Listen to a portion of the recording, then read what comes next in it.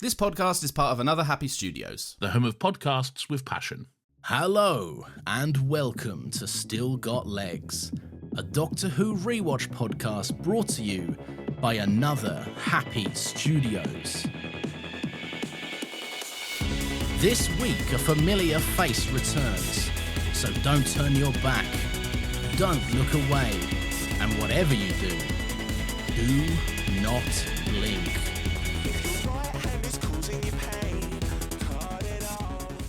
Hello everyone and welcome to Still Got Legs, the only Doctor Who rewatch podcast in the world. There are absolutely no others that exist, and legally speaking that might not be true. In fact, I know for a fact it isn't actually. Anyway, my name is Nathan.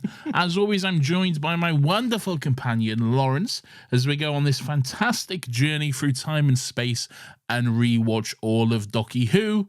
Alonso, Geronimo, Clara, brilliant. Lawrence, how the devil are you doing today? I'm doing very well today, Nathan. In fact, I might even go as far as to say that I'm having a great day. What about you? I'd say, quite frankly, that's excessive. I'd say you need to calm down. Yeah, did it come across braggy, maybe? It does. I'd say stop throwing your good day in my face. Okay, I apologize. I get it, all right? You're married. You've got a kid. Okay, you just celebrated your son's wonderful first birthday, okay? Who, by the way, I don't know if I said this to you at the time, he shares a birthday with one Peter Capaldi. Yeah, he told me this like a couple of days after he was born, and you were like, cool fact for you, by the way. And I was like, that is a cool fact. Okay, your son shares a birthday with the 12th Doctor. Today is David Tennant's birthday. Happy birthday, David. Happy birthday, Big Dav. Didn't come on the show. To be fair, you wasn't invited, but still. Your wife was invited, David. What happened to that email? It's true, she was. She lost in the mail, eh? Decided not to come. Yeah. Wow. Well, not like she ever agreed to. Yeah. She agreed, and then the day she stood us up. Yeah. Wow, Georgia. Yeah. Wow. Crazy. Anywho, Doctor Who? How you doing, man? Doctor Who, what's going on? Not much, man. Not much. I've had a crazy week. Everyone's been ill, despite it being a wonderful birthday. Man? Tell a new story. This is the only story I have. When my son started nursery, he became extremely ill all the time. It's a hotbed in nursery. It's just a cesspit. It's because you've kept him caged in your house for the last year. That's not true. He goes out, he does stuff. He's had no interaction with the outside world, okay? And then suddenly he's interacting with all these new people and germs and everything like that. Germs, man. There's a reason why the Freshers flu exists. Do you remember the Freshers flu? God, yeah, that hit me like a all fucking these train. People from all over the country coming together in one place, and we're all like, hey, let's all have sex and make out, all right? Yeah. And then we all get sick. Let's share drinks and fuck a whole lot. And then, no good. Man, I went into this nursery genuinely, and there's this girl that walks over, right? And she's like, I'm a new person in the nursery. So she's like, what's this? Right? She comes over. A child? Yes, a child. Who's like, a child to you is like, what's this? Pointing at you? No, but like came over and was like investigating the situation, right? Because new people had walked through the door. Having a look, who's this? I don't trust this fella right here. Who's this fucking guy? Yeah. He doesn't look like a child. What's happening here? But anyway, and this girl walks up to me. I'm not joking. The crustiest, snottiest face you've ever seen. And I immediately turned to my wife and I went, this week's fucked. We're ill. It's happening. We need to just come to terms with that. And then the next day, we all got ill. So great stuff. Wow. I feel like you're always ill. Everyone in your house is always ill all the time. Yes. I've genuinely never known a family, to spend as much time at the hospital as yours does. It's never me. I'm never ill apart from... But you're there. I'm there, but I've got to be there because otherwise I'm being a bad partner and father, unfortunately. So I'd love to not be there. I'd love to not live in A&E, but that's apparently where I live. So I don't live in A&E. No, but that's because you're cool and goated and you don't catch them bugs. That is true. And I'm also here to discuss Still Got Legs episode 170, which is also episode 170 of Doctor Who. It is series 13, episode 4, written by Chris Chibnall and Maxine Alderton, directed by Jamie Magnus Stone. It's boring to even me now. Nathan, do you think this is his Jamie Magnum Stone puss? Yes. Okay, fair enough. Yeah. Yes. Okay. It is, of course, Village of the Angels. Ooh. And through it all, She offers me protection. A Tesco classic A lot dip of love. selection. No, Lawrence, I'm not wanting your shitty pun version, okay? A lot of love and affection. Yeah. Whether I'm right or wrong. Do you remember that scene in... And down the waterfall, wherever it may take me. Yeah. I know that life won't break me. When I come to call, she won't forsake me. Do-do-do-do. I'm loving angels instead. I tell you what. You're going to say you don't like it when I sing at the same time? No. Well, yeah, that. Okay. But also, the vibes of being off your face. 3 a.m. in the morning. Yeah. It's the last song of the night. Yeah. You're with all your mates, arms around each other, belting out angels. Yeah. What a feeling. There is no feeling of solitude harder than throwing up all your hands at the same time and going, and through it. Oh! Yeah, man, that's a good... What a sense of community. Yeah, that you look around, those are your forever boys. Even if they might not be, at that moment, you exist as a soul entity. What a beautiful time. That's the moment in a movie where, like, the music will start to fade away. Yeah. And then a voiceover will come in and it'll be like, those were the best days we didn't hang out much life. After that, but I'll always remember that night. You know? The good times, the memories still live on. Yeah. Do you remember the scene in Better Man when... Wow, spoiler alert. Well, Robbie Williams... Mad spoilers for life, I guess. And also the movie. Yeah, but most people assume that... All right, but that's still quite an important plot point of the movie. Don't just be like, well, it's real life, so it doesn't matter, fuck you.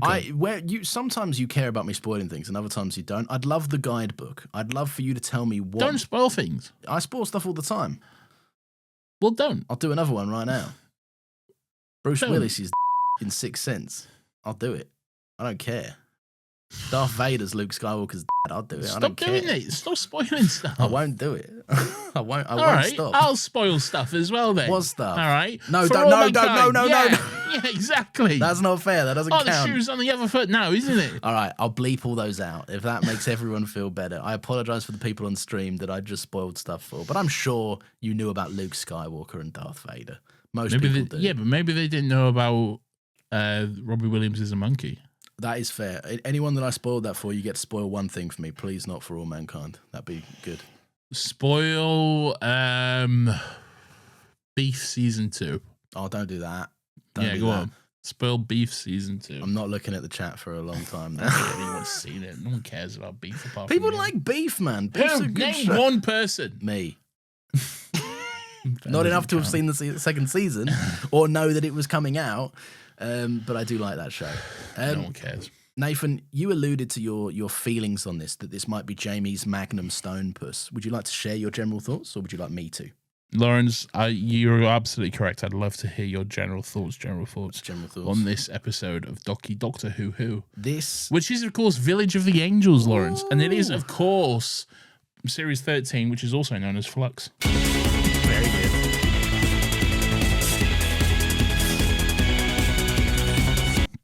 Nathan, it's a cracking episode of Doctor Who, this one. Wow, that tells how you really feel. I will. This is great stuff, man. This is a brilliant return for the Angels. There's cool ideas. There's cool transitions. There's interesting uses of them, kind of proving them even more so to be like an amazing all-timer Doctor Who villain. It's a good horror episode that is less interested on like scaring you, but more just building this horrendous tension. And like a sense of dread, and it ends on an all-timer cliffhanger, like one of Doctor Who's best cliffhangers. I think this is, easily the best of the F Word series so far. I think Flux.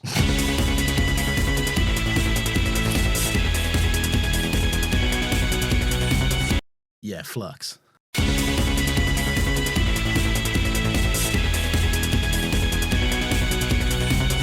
I agree.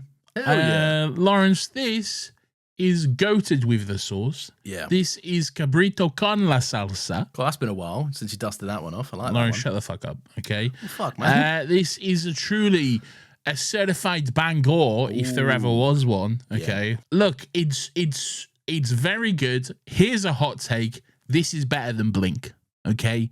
For a Weeping Angels episode, for the true horror and vibes and spookiness of the angels, and also just the absolute source of direction that comes with this episode as a whole package, this episode is better than Blink. There are going to be people out there that are going to be like, well, you can't say that because this episode couldn't exist without Blink. I'll kill those people. I'll say to them what I said to you many times in the Patreon episode we just recorded. Okay, which you can get for £5 a month at stillgotlegs.com/. Go get it. No, not that. Patreon.com/stillgotlegs. Go get it at that place instead. I'll say to them, free yourself from the prison of nostalgia. Okay. Yeah. Just because something came first does not mean that nothing can overtake it.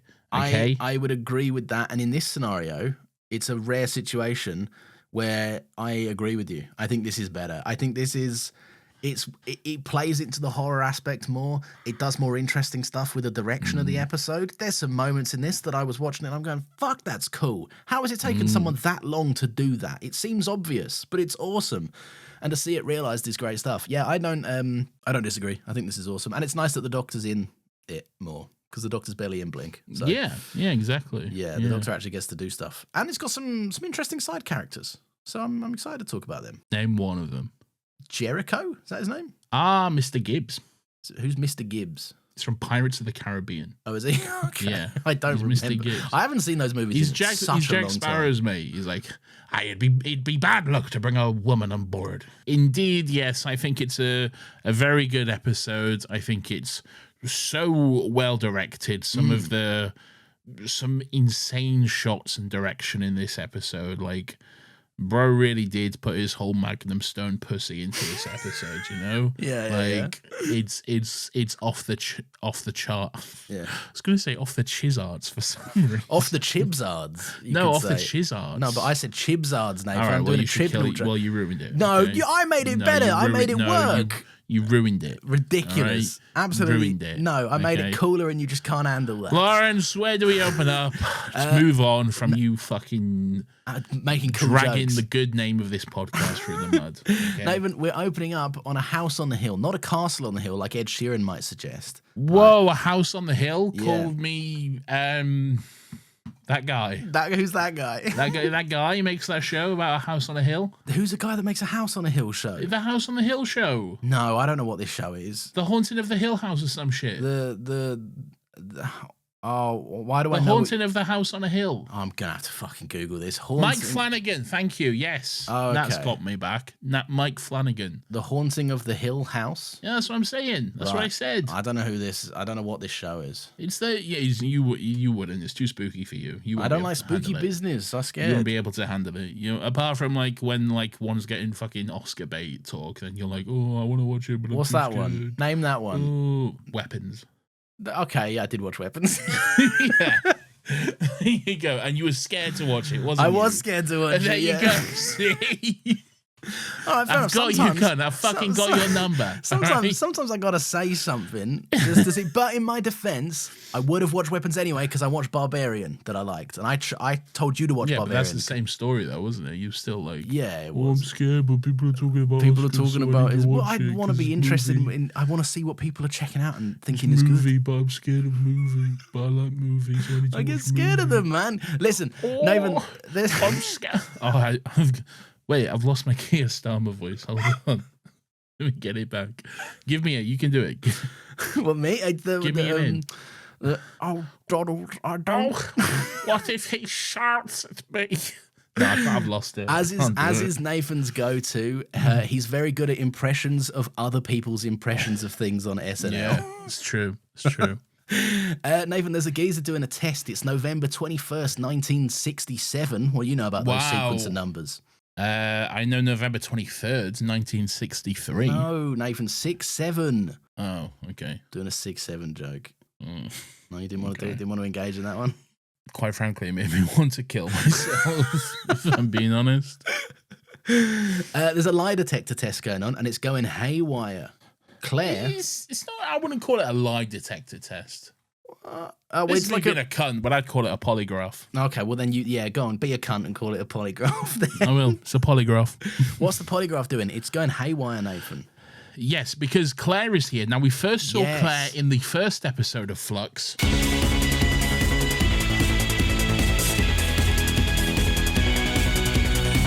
Where she came across the Doctor and Yaz outside of Dan's home and was like, oh my God, Doctor, it's you. Yaz, it's you. Hello. We'll see each other again, blah, blah, blah. She knew them. They didn't know her. And then I was like thinking, oh, maybe it's because of this. Yeah. But that's not the case because she also remembers the interaction with the Doctor. So, So I believe, unless I missed it in this episode, I believe we don't quite know how she still knows the Doctor yet. No, I think it's still a bit unclear because, you would think it's from this, but it's not because that's it.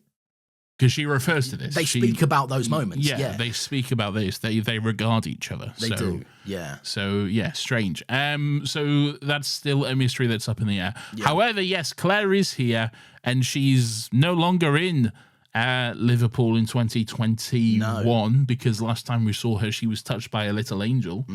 It's like, I'm a little angel, I'm going to touch you. She went into the house, didn't she? She was like... She went into the spooky, scary house. Inside. Come in, Claire. Come inside Claire. My spooky house. Come and then into she the was house, like, Claire. oh, yeah, this sounds sick. I'll go in here. Yeah, because you would, wouldn't you? If you were called into a house by an ominous voice in the night time. Oh, wait, no, that wasn't her. Oh, no, that was Dan's missus, wasn't it? Yeah, that was Diane. Oh, fuck. Oopsies. No, Claire was... there's two whole women and we've confused them. Oh, no. 2 different women in Liverpool. That's too much for us to discern. That's absurd. They must be the same woman. No, Diane she saw the angel, didn't she? Yes. And then she and she went to put her key in behind her back. Yeah, she was putting her keys in and then she turned and then the angel got her or whatever. So that's classic.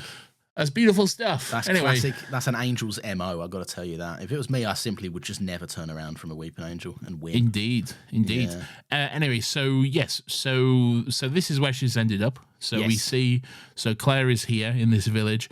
It's November 21st, 1967. Very interesting how the polygraph is regarded and what she's saying as incorrect. However, that is factually correct. It's because she specifically is saying it. Yeah. I think it's taking it from, because it's reading her brainwaves and it's like, well, obviously you're chatting shit because you know that that's not true, but it is true. I think it's more a heartbeat thing than brainwaves. Okay, with summon. It's a summon. To be honest, I don't actually know how. Why are they putting it on their heads then? Yeah, I don't know. There you go. Bro thought he had all the ideas. Bro has no ideas. But is that more just like a TV thing? Because yeah, probably it looks better to just slap a headset on someone rather than go like, right, just unbutton a little bit. How can it read your brainwaves? I don't fucking know, dude. I don't think that's real, is it? It probably isn't. And isn't it like some Daredevil shit, like it's your heartbeat or whatever? Oh, what that can detect you? Yeah, because your heart rate will increase if you're lying. Yeah, your heart rate flutters. Which I feel like also isn't an exact science in the way that Daredevil makes it out to be. Like I could be completely calm lying to someone. Yeah, well, there are people who can pass polygraphs and like that's true. Yeah, but maybe I'm just thinking of spies and movies. What we need Black to do, Widow can pass a polygraph. We need to find better sources for information in general life outside of TV shows of superheroes and movies. I refuse. Okay, I'll take Daredevil as an absolute fact. Yeah, okay? It's like how the only historical things we can understand are either from Red Dead 2 or various Assassin's Creed games. Is it ethical for Matt Murdock to be a lawyer? No, it's 100% not. It's massively not. No, I mean, and look, and the thing is, like, you'd be like, oh, Matt Murdock, he's a Catholic, he's supposedly got this set of morals that he wouldn't dare disobey, but bro is using that to jump the career ladder, isn't he? Like, 100%. There's a scene that opens up with him in The Defenders, and someone lies, and he's like, hang on. Cunt's lying. Don't ask me to prove it. I rest my case, Your Honor. And they go, fair fucks, he's confident. Yeah. Look, he's a good lawyer, and also he's a good lawyer because he can break the law. And he's a good man who can punch people. Yeah, that's true. That does help. He's always good when you know to look for extra evidence because you're the guy that secretly arrested them. Yeah, yeah. So, yeah. Your Honor, if I may question the witness. Yeah. Didn't a man in a black suit punch you the other day just because of this? Didn't a man in a black suit punch you and tell you not to mention that? Yeah. And I just find it interesting how you're mentioning that. Your Honour, I think if you look again, Daredevil might have texted you something. Just have a little look again. Just see. Your Honour, permission to beat the shit out of the witness. Okay. Sure, why not? It's New York. Why not? Yeah. Why not? But yeah, in and amongst all this, we've Still Got Legs' worst nightmare going on, and that is a cross-cutting scene, Nathan, because now we have to talk about other things happening. I love a cross-cutting scene. What are they cross-cutting with, Lawrence? There's a reverend, and he finds a note that says, leave now. And he's like, what the fuck's this? It's a note that says, leave now. And there's folks searching in a field. You're going, Peggy! Peggy! Where are you, Peggy? They're searching for Peggy Carter from Marvel's Peggy Carter. Or Peggy Sue. The titular Peggy Sue. Peggy Sue from the Buddy Holly song Peggy Sue. What's the Buddy Holly song Peggy Sue? Peggy Sue. I don't know how it goes. Do you know who Buddy Holly is? The musician that died? Yeah, he's that cunt who died. Yeah. That always cunts be dying, don't they? Like, especially old cunts like that. They that was the plane crash that happened on my birthday, but in the year 1953. That was the La Bamba plane crash. Yeah, it goes la la la la bamba. That's poor taste. Come on. Come on, don't make me laugh at that. Come on. Who else was on that plane? The Big Bopper was on that plane, Nathan. The Big Who Bopper. the fuck's the Big Bopper? I don't know, but I know his name and I remember it because it's the Big Bopper, which is an All awesome I know name. is that's the day the music died. Yeah, the day that music died. Yeah. And we were singing, bye, bye, Miss American Pie. A lot of singing for us out the gate this time. What? A lot of singing for us out the gate this episode. Crazy. Yeah. For two men who can't sing. Yeah, we're very confident with it. But anyway, they're looking for Peggy, maybe Peggy Sue, we don't know. And Claire is back and she's like, listen, Jericho, mate, my birthday is in 1985. Whoops, I meant 1935. Hope you didn't pick up on that. And he's like, I thought I misheard you, but it's a good thing I got systems that are recording all of this. And she's like, oh, my bad. Oh, shit. Yeah. I didn't mean to say that then.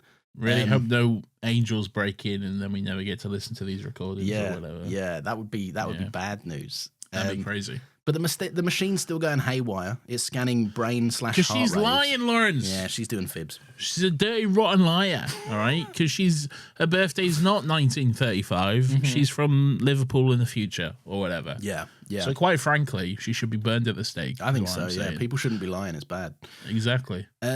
She does shoot up, though, in her seat, doesn't she? She's like, whoa. She gets possessed. Yeah. She gets possessed, we assume by an angel. It says... It'd be weird if it was someone else, wouldn't it? It would be pretty weird, yeah.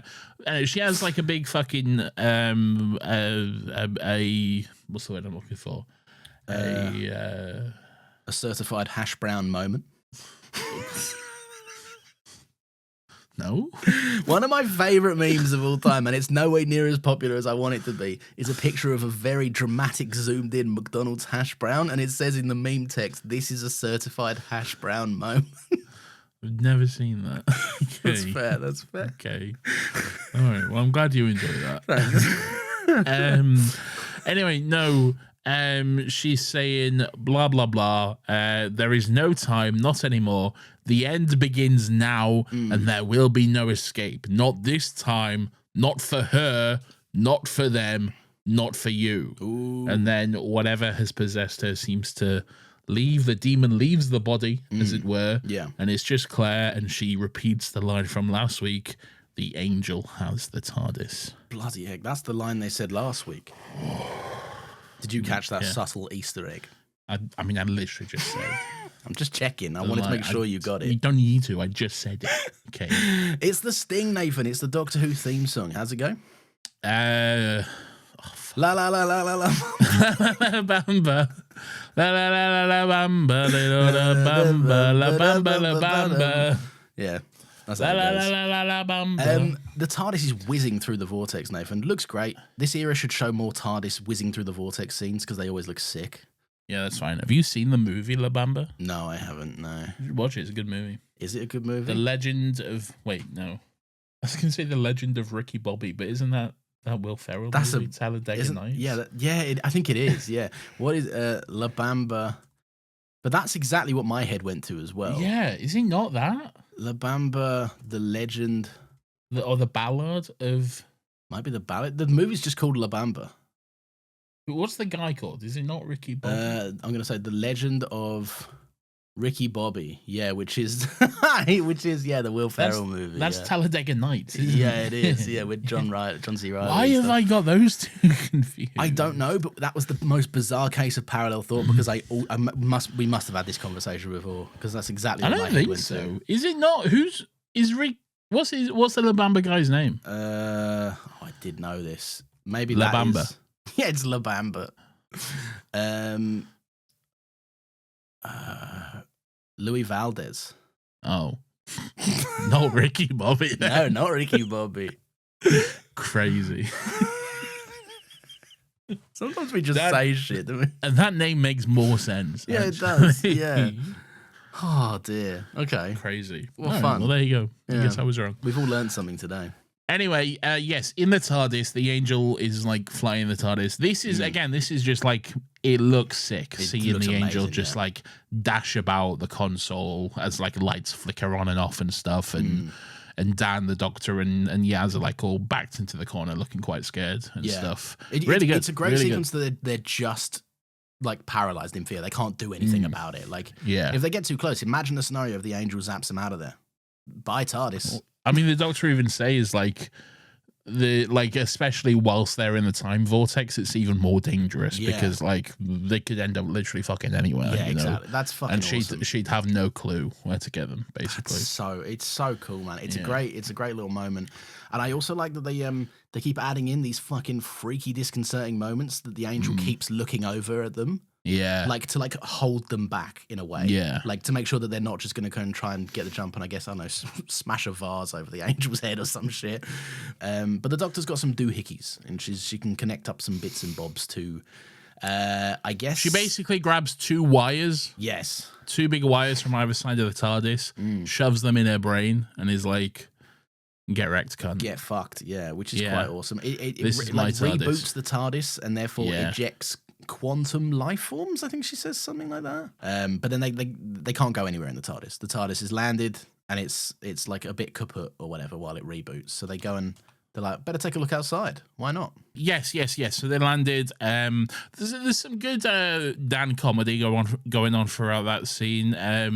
There's a moment where Dan's like, "Oh, I've got really dry eyes," when he's been told not to blink and stuff. But yeah, they land. The Doctor's like, "Right, we're all alive. Let's have a nosy outside, shall we?" And then they're about to leave the TARDIS. Well, they do leave, but like we cut to outside the phone box. We cut to outside the TARDIS, and just some fucking boomer cunt is on the phone on the like they've opened up the little hatch to use the phone of the TARDIS, and they're like, hello, yes, is anyone there? I'm trying to like report a crime, like using the actual police box. Again, Chameleon Circuit really does be picking and choosing. Yeah, it does. However, really does. TARDIS is fucked, so there's wiggle room there. Yeah. I'm willing to accept that it's on the fritz, okay? I will question how fast this cunt dashed over, because the TARDIS seemingly just landed, and he's like, oh, fucking belter, there's a new police box that's just arrived. I also just realised that by Chameleon Circuit, I mean perception filter. Oh, that's exactly what I took it as anyway. Yeah, I know. Yeah. But we're just too alike like that. We think shit. Lawrence, shut the fuck up. Come on, man. No. But yeah, this was quite a funny sequence. The Doctor gets the year wrong on account of his crusty old coat, and he's like, "Oh, it's actually this year." And she's like, "Fucking hell, you've had that one for a while." Well, yeah, they come out, and then this cunt's like, "Bloody hell, were you in there the whole time?" Or whatever. And Yas says they're a rapid response unit, which is a bit of fun. Yeah.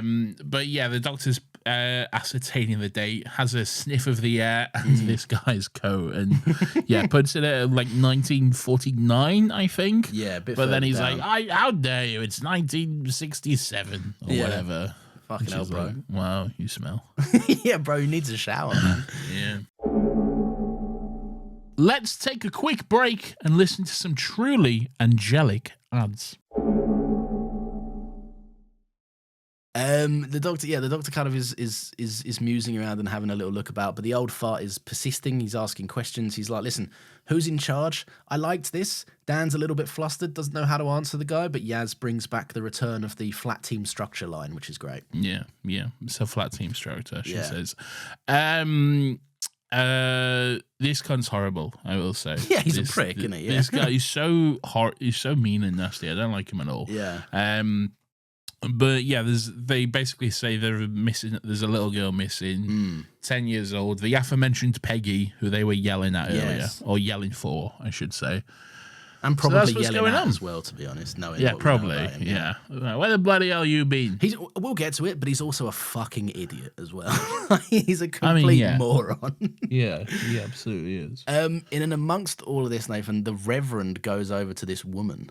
Right? Wow. And is like, hello, mate. He goes over to this woman and goes, are you Diane or are you the other one? Are you Claire? He's like us. No, he goes over and he's like, listen, right, don't do threatening notes, right? Yeah. You daft one, right? We all know your game. And she's pretty ominous about it. She's like, fella, count the gravestones. An angel's not a gravestone. People do have weird, buffoonish kind of graves like this, though. Like, if you go into a gravestone, there's always some big fucking bombastic, outlandish one, isn't there?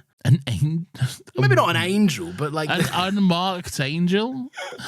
I mean, they've gone to the trouble to put a big angel there, but not mark it in any way. That's true. No name, no date of birth, no date of death. Maybe it's a really generous donor of a John Doe or a Jane. Yeah, but Doe. Again, though, for like, you'd at least have something. Yeah, you'd write a name, I guess. Yeah, but yeah. So where's the doctor going? The doctor's off somewhere. Well, she's off to bloody fucking burst into the house, the lab or whatever. The lab situation, the basement. Mr. Gibbs' lab. House. Yeah, it is his house, but he's got a little lab going on in his basement area. Yeah, sure, why not? He's made tea with honey from his own bees. This cunt's got bees. Ooh, not anymore. And he's collected honey from them. No, they're dead now, those bees. Either that or they got sent back in time, yeah. What if an angel sending bees back in time? Might do. What if there's one stupid angel, like the jester of the bunch, you know? Like someone that's just not taking it seriously.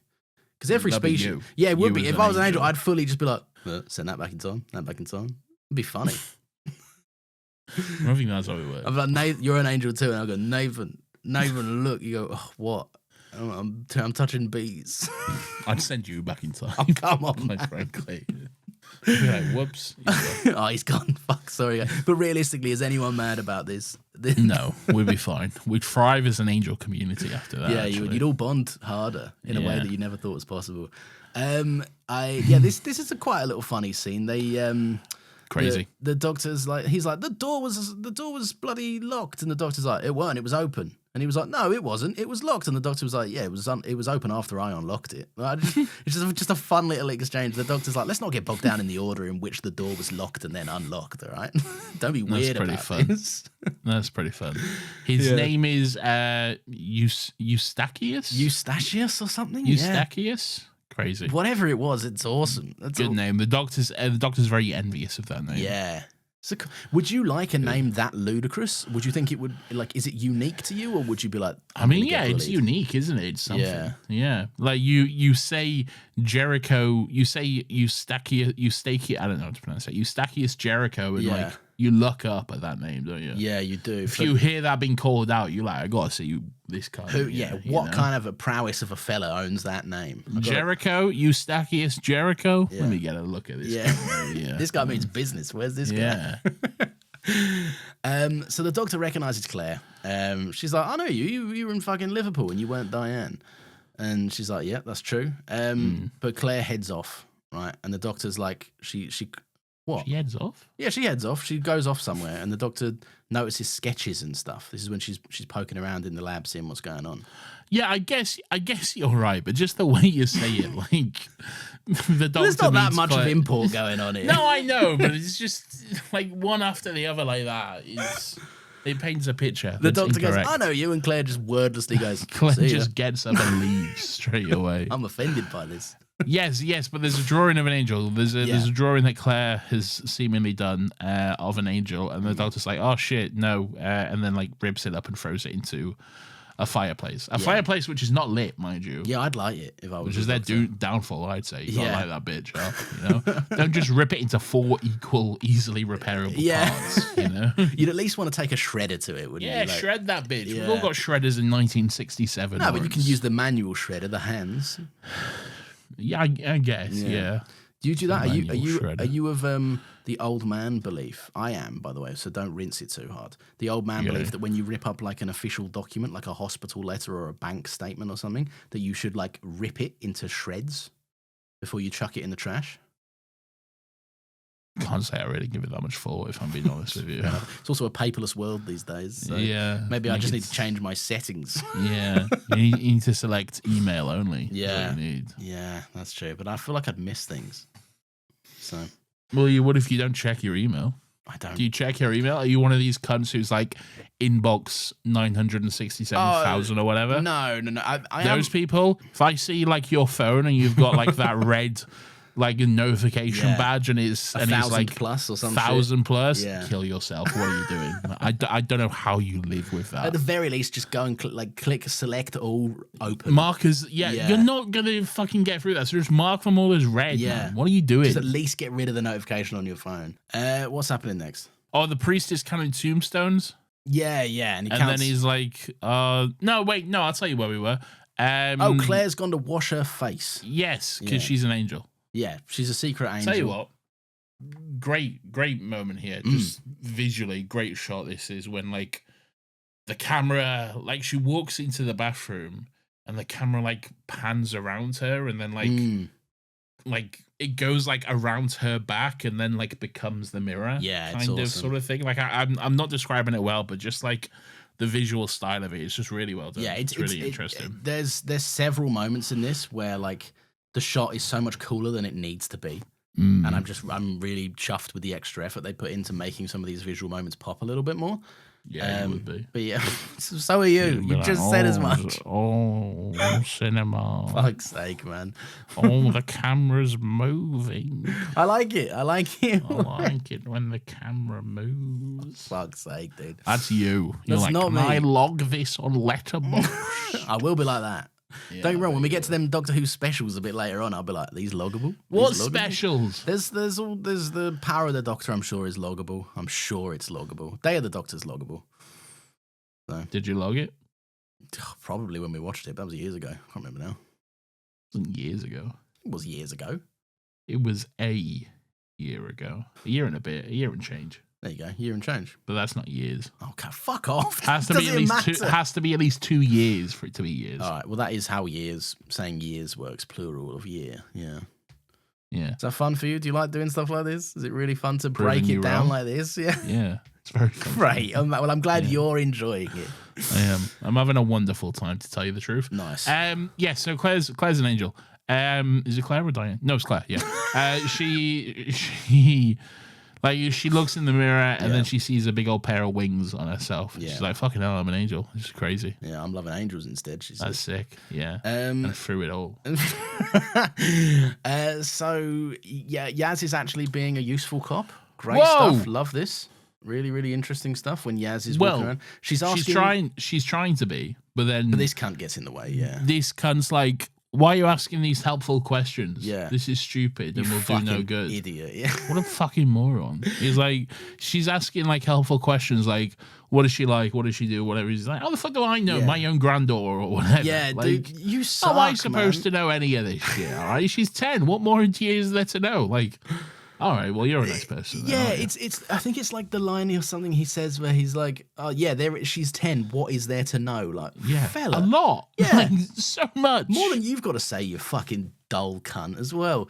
Oh man, he pissed me off, this fella. But yeah, Yaz is trying to do good work, but he's not helping. You're reminding me of you. Stop insulting me this week. No, because you're like that with your boy, aren't you? No. Yeah, I often call you and you're like, you just leave him in the corner. And then you're like, you want nothing to do with him. You're doing that fun thing where you're telling a big lie. So, yeah, what do you think of the Scarecrow Weeping Angel scene? Pretty cool. Oh, that was good. Yeah, Dan and Yaz are just walking through a field and Dan's like, is that a scarecrow over there? And then next thing we know, it's right in front of them. Pretty spooky. It was well spooky. Yeah, I like the way that they glance at each other and then kind of as soon as they get eye contact, they both go, fuck, we shouldn't be doing this. And then stare back at it and it's like bang right there in their face. This is a great sequence. Just the direction going harder than it needs to. The moonlight fading, the shot of the moon going behind the clouds, the torches get stolen. It's at nighttime, isn't it? Yeah. And then Dan kind of like smacks his torch to get the power working just in time to see the angel get up close. Pounce. Great stuff. Anyway, we move on. We get rid of this fucking village and we go see Belle again. She's in space. Yeah, Bella's in space. She's having a fly about the universe. She's like, it's pretty empty these days. Kind of sucks. Dead, mate. Yeah. Dead. Big old planet. It's all wrecked. Looks quite good. Yeah, it looked great. I thought it looked really interesting. Yeah. This season, of course, being Flux.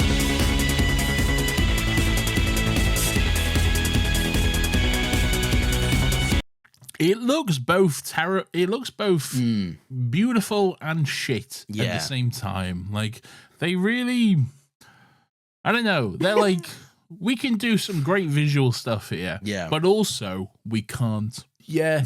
I think it's any time that there's people in it. Like green screens are clearly a point of contention. Yes. You know? Yeah, I think so. It is very night and day. Anyway, Belle lands on a planet and then she finds Neil Between Us. Neil Between Us is here. Yes. Yeah. Neil from the In Betweeners. Do you know? As soon as he arrived, I was like, it's time to make fun of Neil Between Us, obviously, right? Mm-hmm. But he's quite touching in this scene. I thought just there's something about specifically the way that like. He's like, oh, there's a quarter of a moon, half a planet. Like, he just seems sad. Like, he seems believably gutted about this life that he's having to live now. I was quite impressed that he has intelligence. I was like, why is he not stupid? You're so used to seeing him be like, what? My favourite Neil from the In-Betweeners line is he goes, hold on, Si, I've got to go shit out a poo. Great. Just the horrendous line. We're used to seeing him as a big dum-dum, but he's not a big dum-dum in real life. He's a normal man. So I guess, but that's one of those things that just doesn't sit well with me, you know? Yeah, it was like when we saw Jay, and Jay was in, I can't remember what that episode was called. Jay Between Us. What's that episode called that he's in? Oh, when he's got Orphan 55. Yeah, and he's got that son. He's got his green hair and his little boy who can't look at the dots on the screen. Don't look at the dots, son. Don't look at the dots, Silas. Was it Silas? Yeah, I think it was Silas, yeah. Yeah, something like Don't look at the dots. They're very explicit. They're little dots. Don't look at them. But with him, you kind of can't shake that perception. Like, when you see those people, they're so synonymously connected to their character that you kind of go, yeah, it's hard to see you as anyone else now. What do you think about more In-Betweeners? I hear there's rumblings of more In-Betweeners. I'm hearing rumblings of a Netflix movie. The trouble with the In-Betweeners is it's dated. It's very dated. Yeah. And it's very uniquely British. And I found that humor hilarious when I was like 15, 16 years old. Is it shocking now?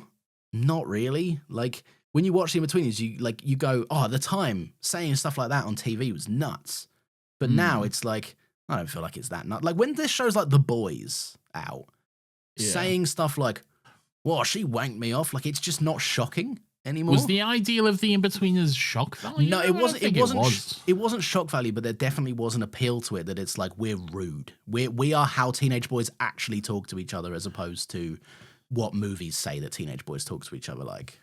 Yeah. So I don't know. I'm here for it. It could be interesting. I'd always watch it, but the movies kind of already felt like they were just choking the last dying breaths of this thing. Yeah. The first one's okay, but the second movie is reeks of desperation, doesn't it? Horrendously bad. So bad. Yeah. And just also not funny. Like, unfortunately with this, is it funny to hear like literally grown men in their mid-40s speak like this? Probably not. Yeah, and that's the thing. What's it going to be? Is it going to be like Jay in his 40s and he's still doing the same one? That's just sad at that point, isn't it? Fucking get a life, bro. Yeah. What do you reckon, boys? Should we go down the nightclub? No, you should all go to bed. 40 years old, Jay. Or they'll do the thing where like one of the like Jay is still raucously living it up or pretending he is. But then all the other in-betweeners have got like married and kids, and he's like, "You're all a bunch of nerds," or like "You're all a bunch of wet wipes," and they go and have a last hurrah lads holiday situation. I think that was why I didn't like the second movie actually, because the first one, like they actually like kind of grow up, don't they? A little bit. The first one, they actually kind of like grow up and they get these girlfriends and like they move on, you know. But then like the second movie is like, oh no, that all failed actually. And now we're back to square one again. It's always hilarious when a movie sequel has to do the retcon of like the ending of the last film, because they'll be like, "Simon, what happened to your girlfriend?" "Oh, she was a slag, mate, dumped her." Didn't work out, yeah. Don't worry about it. Just so like needlessly, like just completely brushing the last entire movie under the rug. Yeah. I could be here for it. I don't know. I'm sure it won't be as funny as they would hope it would be. That's my kind of stance on it. Who's to say? Who's to say? Yeah, I'd be happy to be proven wrong, because The In-Betweeners is a funny show. So I don't know. We'll see. Time will tell. Yeah, I guess. Anyway, Neil Betweeners is here. He's like, "Oh, hello. There's a place where people are coming. I'm not going to kill you or whatever. You seem nice." He seems like a nice guy. Seems alright. Seems like a pleasant chap, yeah. Yeah. And then he's like, "Hey, there's a gathering of people or whatever here. Come on, we can go to the next." "Young man, there's a place you can go," or something like that. The lyrics to the YMCA, I couldn't remember them. So. Oh, okay. Yeah. Young man. That's where that was going. There's no need to feel down. That's right. I said, young man, pick yourself off the ground. Yes, there we go. We got there. Yeah. Belle's like, "Do you recognise this fella?" Shows a little hologram of Vinder, and he's like, "Don't. But he might be coming to this little gathering we're all having, so why don't you come along?" And she's like, "All right, sounds come like a on plan." to this big gathering. It'll be great. Yeah. So off they go. What a wonderful time they're having. Yeah, I'm sure the gathering won't be evil. The entire tone and shift doesn't like move immediately when he brings up the gathering, so I'm sure it's fine. It'll be fine. The Doctor is sonicking all over the gaff. Right? Ooh. And Jericho's like, "Bloody stop sonicking in the gaff, man. You're pissing me off By with Jericho, you mean Gibbs? Gibbs, yeah, sure, we'll call him Gibbs. Yeah. "It'd be bad luck to bring a woman on board, Captain." "I'm going to open the doors," he says. And he opens the doors. There's angels. Does he? Yeah. Oh, in Doctor Who. In Doctor Who he does, yeah. He's not known for opening the doors in Pirates of the Caribbean. What was that? I don't ever remember the big opening the doors scene of the Pirates of the Caribbean movies. But he's like, "What's going on out here?" And then he opens the door. "A lot of angels. Uh-oh." Oh, that's crazy. Yeah. Shuts the door. Yeah. Quite funny. Is this where he gets a big TV? The Doctor's like, "Do you have a big TV?" And he's like, "I've got a big TV. Let me go get a big TV." I think it's where it starts. There's a couple of times where they start preparing for like a shut-in. Yeah. And to like hold down the fort. But then like they do that, and then the Doctor's like, "Let's take this party downstairs." Then they go downstairs. Into a lock-in? Yeah, I've hosted lock-ins, man. You hosted? Oh, of course. Yeah. They're old buff. Sadder than many would think. They're quite sad. Yeah. I remember the first time I was at a lock-in, I was a little bit scared. I was like, "What's happening?" Yeah. Why have you bolted the doors? Why have they locked the doors? What's happening? And then like they started putting out ashtrays on the tables. Oh yeah, that's the real vibes are coming out now. And I was like, "What's going on?" Johnny Law can't come in. Yeah, I saw someone fucking light up, and I was like, "Can you do that? I didn't know you could do that these days." There's a sign that says you can't do that. Yeah.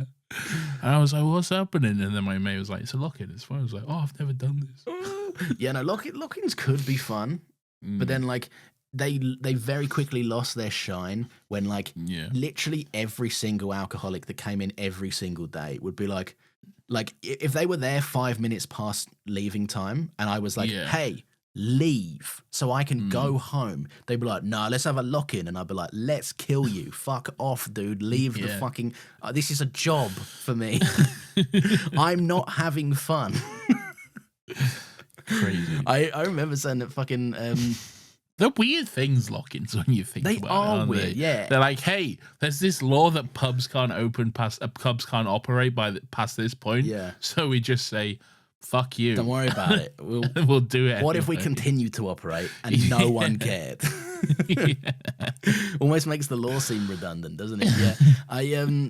I remember once really offending someone because they were doing that thing where they were asking for a lock-in, and I said, what clearly to me felt more polite than it obviously was, because I got complained about the very next day. This man's a fucking like 10 pints a day alcoholic, so I'm not worried about his opinion anyway. But I said something to the effect that I get paid to be here, and you're having a much better time than I am. And he was not very pleased about that statement. So wow. Don't drink 10 pints a day and then get in your car. Oh. Bad stuff. Yeah. Aren't you supposed to take his keys off him? That's not my fucking job. I'm not your mum. Right. I'm not doing that. Like, because I have done that before where people have like picked up their keys and gone, and I'm like, should you drive? Yeah. And they're like, well, probably not. And I'm like, do you know what? I'm not paid enough to get in between you and a door. I don't care this much. Anyway, Lawrence complains about being a barman. Well, you brought it up that time, not me. I did, to be fair. Yeah, you set me off. I did. So the angels are trying to get in. The doctor's like, let's do a shut-in situation, right? We're having a lock-in. Jericho, go around, lock up all the doors, sort the gaff, close it down. And that leaves Claire and the doctor to catch up a little bit. And Claire tells her, listen, all right, I've been in the 60s now for 2 years. It was 2 years. 2 years that we met in Liverpool. Can you even believe it? That's crazy. Yeah. She hasn't had Instagram for 2 years. What did she do? How was she doing Subway surfers and TikToks? That's crazy. How's she coping? Was TikTok around in 2021? Or was that? Yeah. I don't know when it didn't become Musical.ly. That was like 2018. Oh, okay. I think it switched from off. Yeah, I think it switched from Musical.ly to TikTok in 2018. Right, okay. And then TikTok really took off like during pandemic, of course, yeah. But yeah, so she'd heard visions when she was walking down the street in Liverpool to see the doctor. She had been hearing voices about the doctor and hearing voices about not blinking and having visions of the TARDIS and the village. So that gives us some context of where her head was at when she saw the doctor in 2021, I guess. She's like, it's you. I know you from something. Wait, so she was having those visions before she met the doctor? Yeah, which is why when she saw the angel, she was like... so she hadn't actually met the doctor? She had a weird visions? I don't know. Maybe she did, but she said she recognized her from the voices or something. So that seems stupid. It does seem a bit stupid, but ultimately... Oh, but the voices, we know that there's an angel in the red speaking to her or whatever. Yeah, that's true. Yeah, there's an angel being like, hello. Hello, I'm an angel. I'm angel you, or whatever. I'm loving angels instead. And through it all... she offers me protection. So the angels, they keep trying to get in, and the doctor's like, Jericho, whoa. I know you've just battened down all this gaff, right, but we're actually going to take this party downstairs to the basement. And Jericho, I need a big TV. Get me a big TV, right? Get me a big TV, please. And so he goes and gets that. He goes and does that. His finest big TV. What size is your TV? What are you rocking with? You know what size mine is. The same one as yours, isn't it? 60, I think. 65, mine is. You got a bigger one than me. I got 60. Yeah, I do. Nathan's got a bigger one. Oh, you changed your TV though, didn't you? You had to. Not out of choice. I You had to get a shit one. Yeah. Yeah. And I needed one that weighed less to mount it on the wall as well. So. Not like my big fucking. Your honcho telly. My honcho telly. Yeah, it's a big old telly you got there. Too big, to be honest. Too big? Not too big. It's quite big. It is big, but that's nice. My living room's not that big. No, so. It's not. It's not as big as mine, is it? So I'd imagine it feels a lot bigger of a telly. Oh, yeah. And I'm sat like, I don't know, like 1.5 meters away from it. So, like, that's cool though, isn't it? I guess. Yeah. Like, so my dad's got the exact same TV as me, like the same one, same size and everything. But his living room is much bigger than mine. And then I go around to my dad's and I'm like, yeah, this seems fine. This seems like... Yeah, this is normal. Yeah. I'm like, the couch is obviously much farther away from the TV. I'm like, this seems fine. But then I go to mine, I'm like, geez, I'm in the IMAX. Fucking hell, yeah. My mum's got a 35-inch telly. That is insane. Yeah. What is she doing? It's fucking awful. And every time I go around there to watch telly, I'm like, fuck you. Like, you know when theatres hand you little binoculars? It's like that. 35-inch in 2026 is insane. It's like, come on, man. Like, at that point, you don't care. At that point, you've got a speaker, not a TV. You can get like a 50-inch TV for like fucking like 150 to be honest, quid these days. To be honest, probably about £5 more a month than the smaller TVs. Like, a month? Some people pay for their tellies monthly, don't they? Oh yeah, I guess. Yeah. Claire tells the doctor, she's like, listen, the doctor, right? before the angel got me in 2021, I'd heard these visions of the village, and I'd Googled this village, and it turns out the people in this village have a nasty habit of disappearing and leaving no trace, which is suspicious. This was really interesting. She says, like, oh, by the way, I Googled this village. How would she Google it? No, before she got zapped back. Yes, she probably did a TikTok. Hang on. Hey guys. She gets zapped back to this village. She does that thing where she like sets up her phone against a wall or something, and then does like a fit check. Get ready with me to get zapped back in time. There's that thing. But people, I don't know why. Well, I guess I know why, but it just seems weird and stupid to me when people are doing like fit checks and then they like do that thing where they lift up their feet. So I guess they're showing off their shoes. They'll do a little pose, wouldn't they? Yeah. What are you doing? I don't understand. Or they'll do this thing where they're like, I understand it, right? But like, I often feel like this. Right. And look, this is bad on me because people are just living their lives and having fun and creating stuff, and that's cool. Yeah. I'm glad that they have the confidence to do it. But that's the thing. It's the confidence. I admire the confidence because I think the younger look at that. the kids of today, the younger generation, I think they have such a confidence about like filming in public and stuff, and it just doesn't faze them at all. And like that's like something you would get bullied for. Like back you in couldn't the day, do that, man. Like if you were one of them kids back in the day that's like using your little fucking laptop webcam to be like making a YouTube video, relentlessly. You better fucking pray. I remember like when I started to watch stuff on YouTube, I was like, I hope no one finds out about this. Yeah. I think I'd get bullied for watching YouTubers. And like now that's just the norm. It's normal, you know? Yeah. It's yeah, I don't know. But I see these people and they're like right now there's that thing, there's a song about Pablo Escobar or whatever the fuck that song is. The people are walking around and being like, shut up, Jenny, just get in the car. Well, however that TikTok goes, right? You know this. What's that? You know this trend? This no. It's the song something Pablo Escobar. You know that song? No, never heard it. Okay, well, evidently my wife's feed. I'm not that big on TikTok these days. That's fair. Yeah, but look, anyway, it's annoying, and the trend is that people just walk down a corridor and lip sync to this song, but like pulling a bit of a cunty catwalk at the same time. Oh, okay. Serving, you might say, as the kids might say. And I'm just looking at it like, if someone found a video of me doing this, I think I'd kill myself. I just could not live with that. We couldn't pull that off. No, I think. No. And it's not even just the general, like, my vibe, because, like, this isn't the kind of physique you want doing catwalks, right? But I mean, in general, like, I just couldn't put myself out there like that. I just couldn't. There's a reason. There's a reason why, on the rare instance I'll make a fucking YouTube, like, video essay, bro, my face is nowhere near that. Like, it's just, I just can't do it. I don't know how people have the confidence to pull that off. You'll put your face in a caravan garage sometimes. Yeah, but it'll always be black and white. You notice that? It is always black and white. yeah. Why is it always black and white? To be fair, that's nothing to do with me. That's like an editor staple that Ben set up, and I just follow his lead on it. But yeah, no, that's more just for like, you can't sell some visual jokes without being on camera. But yeah. Anyway, good on them. Good on them kids for doing stuff. Good on the kids. You know, they're getting out there, creating. They're making their TikToks. They're doing their fit checks. To be honest, I'm mostly using Instagram Reels, and my algorithm, as it were, mostly seems to be videos of West Village in New York, because that's where I want to live. Okay. Sure. And also Staffordshire Bull Terriers. Fair enough. Just videos of stuffies. That's two good things, I guess. Yeah. I'm going to go on Instagram right now and find the first video that comes up for me and find out what my algorithm is. I bet it's breasts. Just weighty naturals. Weighty, fat naturals. Fat naturals. In your face. It is... Okay, that was objectively the stupidest thing that could have possibly come up. Was it breasts? No, it's a POV of like a guy who... It's so ridiculous because it's Captain Price as well. Like, it's a full Call of Duty thing where Captain Price's little icon comes in and goes, right, your mission is not to kiss any boys, right? And it's a bloke.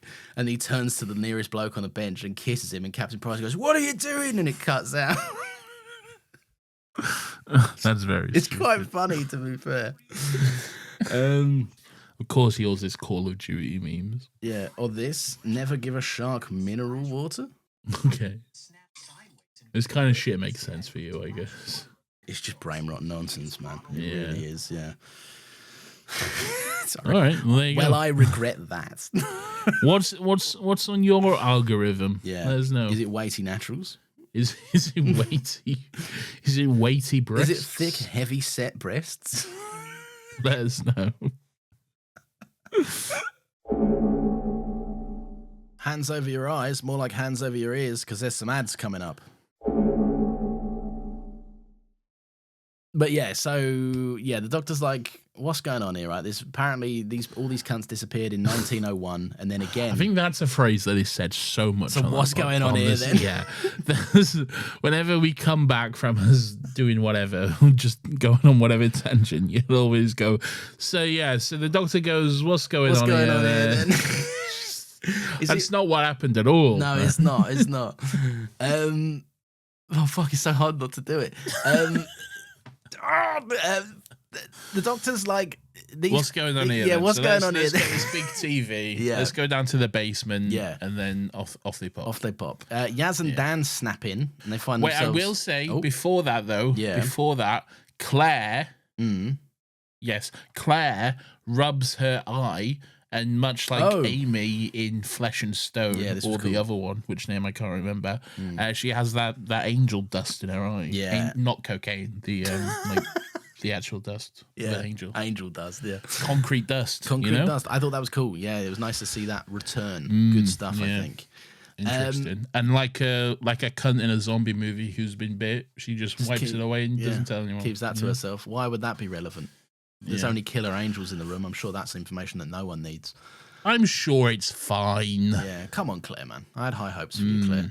Yaz and Dan snap in, and they find themselves walking about a deserted version of this village, which is very interesting. Snap in? Yeah, they kind of just go, they go, and then they are. Great.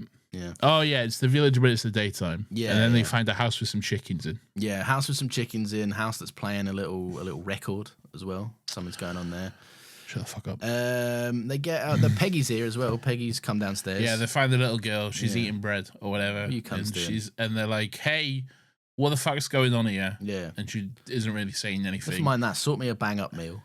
sort me out a bit of bread and butter. Yeah, okay. sort me out a bit of seasonal nosh if you would be so kind. Yes. Your favorite kind of meal, just bland and. I like a bit of bread and butter, man. You're a weird cunt if you don't like a bit of every now and again a nice bit of bread and butter. Are you sitting down to a meal of bread and butter? Not a meal. No, but like sometimes I'll go down and eating like a Victorian pauper. Break a crusty loaf of. Oh, please, my lord. That's your wages for the week. So yeah, she shows them the entire town. She's like, "You're not gonna fucking believe this shit. This is wild, right? Come with me on a little stroll." So they go out for a stroll, and she's like, "So you know how this is a village?" And they go, "Yeah." And she goes, "It's actually look at this space. Space is here instead." It's a big. The village is essentially floating in space for some reason. Where you think there'd be more village, there is in fact space. Basically. Yeah, they say like, "Hey, you mustn't go past the sign." Although she does say like it's getting closer or something. Like it's closing space is closing in on the village, I guess. Yeah. But yeah, they're like, "Hey, someone's fucked with this village. We're not actually. I don't know. I guess we're not on Earth because it's actually just a village floating about in space, I guess." Yeah, which is interesting. So that's pretty cool. It's pretty crazy. I thought it was pretty cool. Yeah, there's a great pullback transition as well, and the camera whips around, and we're in the same spot, but instead of it being 1901, we're back in 1965, which is very interesting. I think you'll find Lawrence in 1967. You look like quite the fool. I look like a right cunt, don't I? Yeah. You look like a right dickhead. You should kill yourself. Go on, do it. Do it now. All right, I'll do it on stream. Take your own life. Oh, no, this is very dark. Do it. I don't want to do it. Do it! No! As the two old farts from earlier, they're having a stroll. They're having a walkabout, still looking for Peggy, I guess. Gene and Gerald. Yeah, two old farts.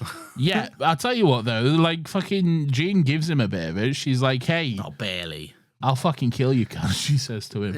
And then he's like, "Hey, what gives you the right to speak to me like that?" And she says, 47 years of pain. Yeah. Fucking brutal. That's told you, innit, cunt? But it's not even water off a duck's back to him. He couldn't give a fuck. No, he's fine. He's like, fuck it, I don't care. Yeah. I don't care about you. Divorce me then, you won't. You won't. Because it's the 60s and you have no rights. There's no rights for you, unfortunately. Legally, you can't even open a bank account without me. But yeah, she goes like, mate, it's basically what she's saying is, would it kill you to not be a prick from time to time? And he's like, I like being a prick, actually. I think I'm going to keep being love a it. prick. It's sick. Yeah. But there's an angel right behind them. It's been spooky. I'm an old white man in the 60s, all right? This is like fucking hell. This is like, I'm basically a god in this shit, all right? That reminded me of something you once said to me that really cracked me up. I think we were talking about Stand By Me. And good movie. It is a good movie, but you said... And a good book by Stephen King. Maybe, I've never read it. Oh, no, I've never read it either. I don't know how to read. It's true, you don't listen to Wonderful books. Come on, man. But there's... you said something to the effect of... like this guy is a good football player or something in the 50s. And that was basically all the qualification you needed to become the president. Is that what I said? Yeah. I guess. But it's like how just such little qualification could grant you so many rights as a man back in the old days, you know? Yeah. But yeah, so I tell you what. It's true though, and these cunts would have got a house for like a tenner. Yeah, exactly. Yeah, and then they'll sell their house for far more than a tenner. And so they know the prices of houses. Oh yeah. But they do this willfully. But they're like, fucking no, we worked hard actually. Yeah, I worked hard to pay off my house, mate. You might have done, but you still had to pay like £4 fucking quid for it. Yeah. All right. And oh mate, fucking hell. I hate old cunts so much. I am never going to own a house unless Mr. Beast gives me one. Okay? That's the only way I'm ever going to own a house. Yeah. If I So, Mr. Beast, if you are listening, yeah, please can I have a house? If I ever own a house, thanks to my wife's income, not mine. Yeah, Definitely and you not have mine. to have a room for me. Yeah, we'll have a look. Well, we do have a spare bed. Well, no, in this house that doesn't exist. Yeah, your boy took my room. Yeah, he did actually. Yeah, that's true. Little cunt. He has. We have a spare bed. You just have to put up with a crying baby and a cot next to that spare bed. That's my room. Yeah. Well, right. Sorry. He doesn't need all that space. No, he don't. He's very small. He's a little baby. Yeah, he can sleep in his toy kitchen's oven. I'll take that room. You don't need an office. No, I do need an office. You don't need an office. I need an office to do this. You don't even use it half the time. No, I use it all the time now. Oh, mate, I can't get work done if there's a baby downstairs. It just can't happen anymore. I used to work downstairs all the time because I'd put on the telly. Whereas now, I get very little time to actually work, so I need to actually pay attention in my working hours. So, this is funny. I found this very funny and quite refreshing. Right? Is it? Yes, because it's fun to have a bloke walk over to the Weeping Angels and zap himself back in time. Oh yeah, that's pretty fun. It read to me like the Weeping Angel equivalent of like an Uber Eats, where the food comes to you. Like, the angels had to do nothing to work for this. The bloke's just walked over and gone, "What's your deal?" and zapped himself. Angel's got a free meal. Yeah, which is not bad. There. And then his wife comes over and does the exact same fucking thing because she's an idiot and all. Yeah, funny. Yeah. Are you calling Amy Pond an idiot? No, because that's more emotional. That's intentional. That's also emotional. No, that was an intentional sacrifice. She just watched her husband get zapped and she went, "What do I make of this?" and got close and did the exact same thing. Yeah, but she was doing it as a loving gesture to follow her husband. This woman fucking hates her husband. She should have looked at this as fucking sweet. Oh no, he died. I now inherit all of his shit. Yeah, exactly. Yeah, that would have been great. Yeah, though, there's no body, so like, true. Yeah, no proof of death, is there? No. Yeah, and they'll take anything from you at this point. Sorry, you can't prove exactly. He died. And he's disappeared under mysterious circumstances. Who are they going to look to? Best you can hope for is that pesky woman. Fucking women. Right. This is why they don't have rights, Nathan, because they're always murdering. Okay, I didn't go that far. All right. So the doctor whips up some sort of rudimentary CCTV rig or whatever from his monitor.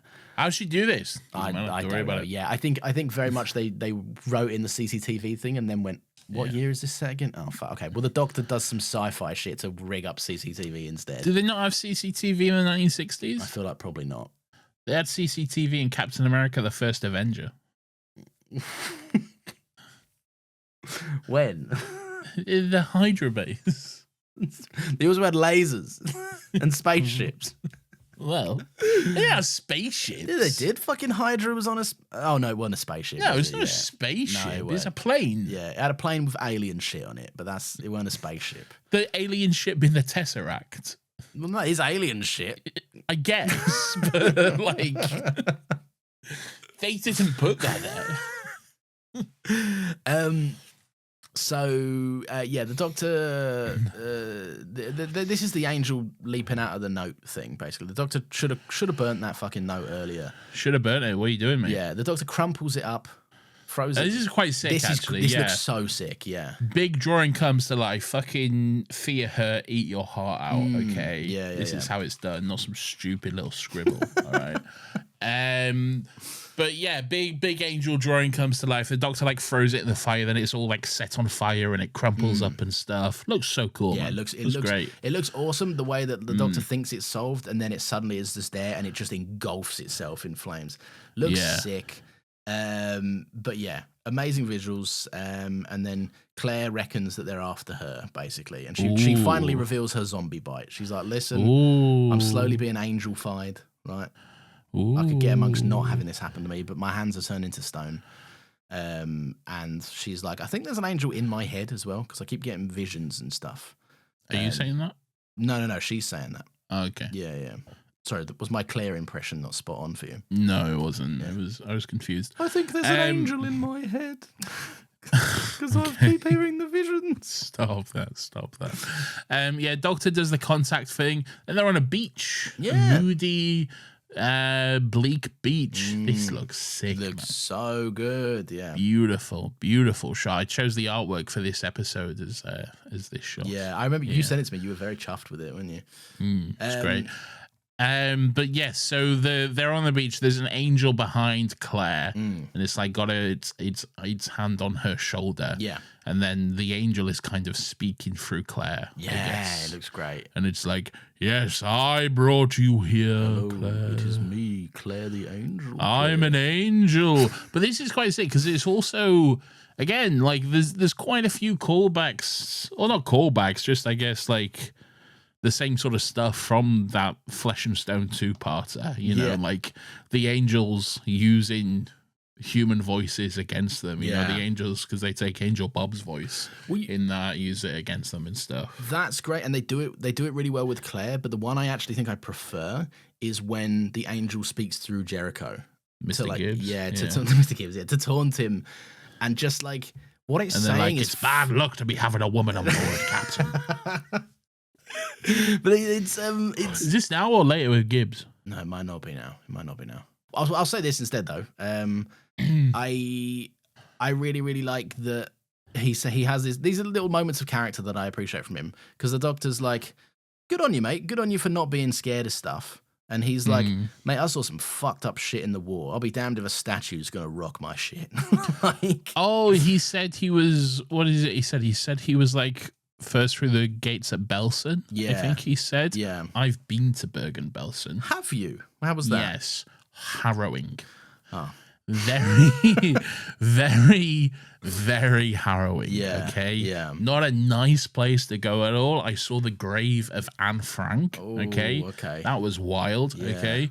Interesting though, I bet. Like, quite interesting. Yeah. Very noticeable was the, like, it's like quite far out in the country. It's like very much in the countryside, and it's surrounded by big trees and everything like that. Right. But there was such a distinct lack of wildlife. Oh. Like no birds flying overhead or anything like that. Seems like a fucking cursed bit of place. Yeah, it just felt so like, I don't know, just hollow. The and world bleak. knew that fucked shit occurred there. Yeah, 100%. And you walk past these like there's like a collection of like stones and a grassy knoll over it, and then on the stones it says, "Here lies 5,000 Jewish like fucking prisoners," and it's like, Jesus Christ, just the mass graves and stuff. Yeah, that's fucked up. Truly a horrifying place, man.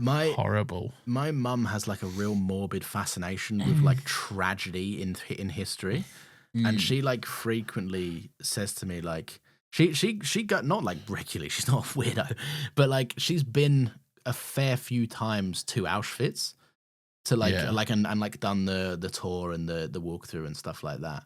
And she keeps trying to be like, you should come and get it. And I think I do want to, but there's a part of me that's just like, I don't know if I can cope with that. Do you know what I mean? Like, it's one of them things that you almost, you shouldn't, but you almost want to bury your head in the sand and just be like, don't make me reconcile with that. Because being in that place would just be horrendously sad. It's not there anymore as well. Magneto destroyed it. Oh, fucking hell. In X-Men Apocalypse. He did.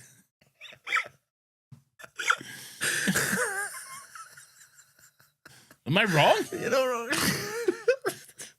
He did. That's the funniest thing you've ever said. Is it? It just caught me so off guard. Oh my god. It's just really good. We were having the rarest serious conversation. You know me. I get too uncomfortable. Oh my god. Oh, okay. Anyway, yes. So I think it's interesting how like they're on the beach. The angels talking through Claire. We find out like the angels like it's not a bad angel. It's not like no. Well, at this point, it's not like hunting the Doctor or anything. It's not like using Claire to like do evil shit. It's gone rogue. The Doctor says it's a rogue angel. It's actually on the run from the other angels, and it's hiding within Claire. Yeah, it's interesting. It's interesting, certainly, because it's a complete fucking like subversion. And this angel needs the help of the Doctor, which I really, really appreciate, because there's the first moment where the Doctor's like, "I'm a fuck doing shit for you, cunt."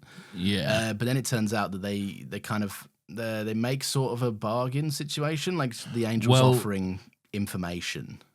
Well, the angel says the big bomb drop moment is when the angel says that basically the angels that are chasing this angel, like the angels that were at the house, you're still thinking about that, aren't you? I'm really trying on your face, man.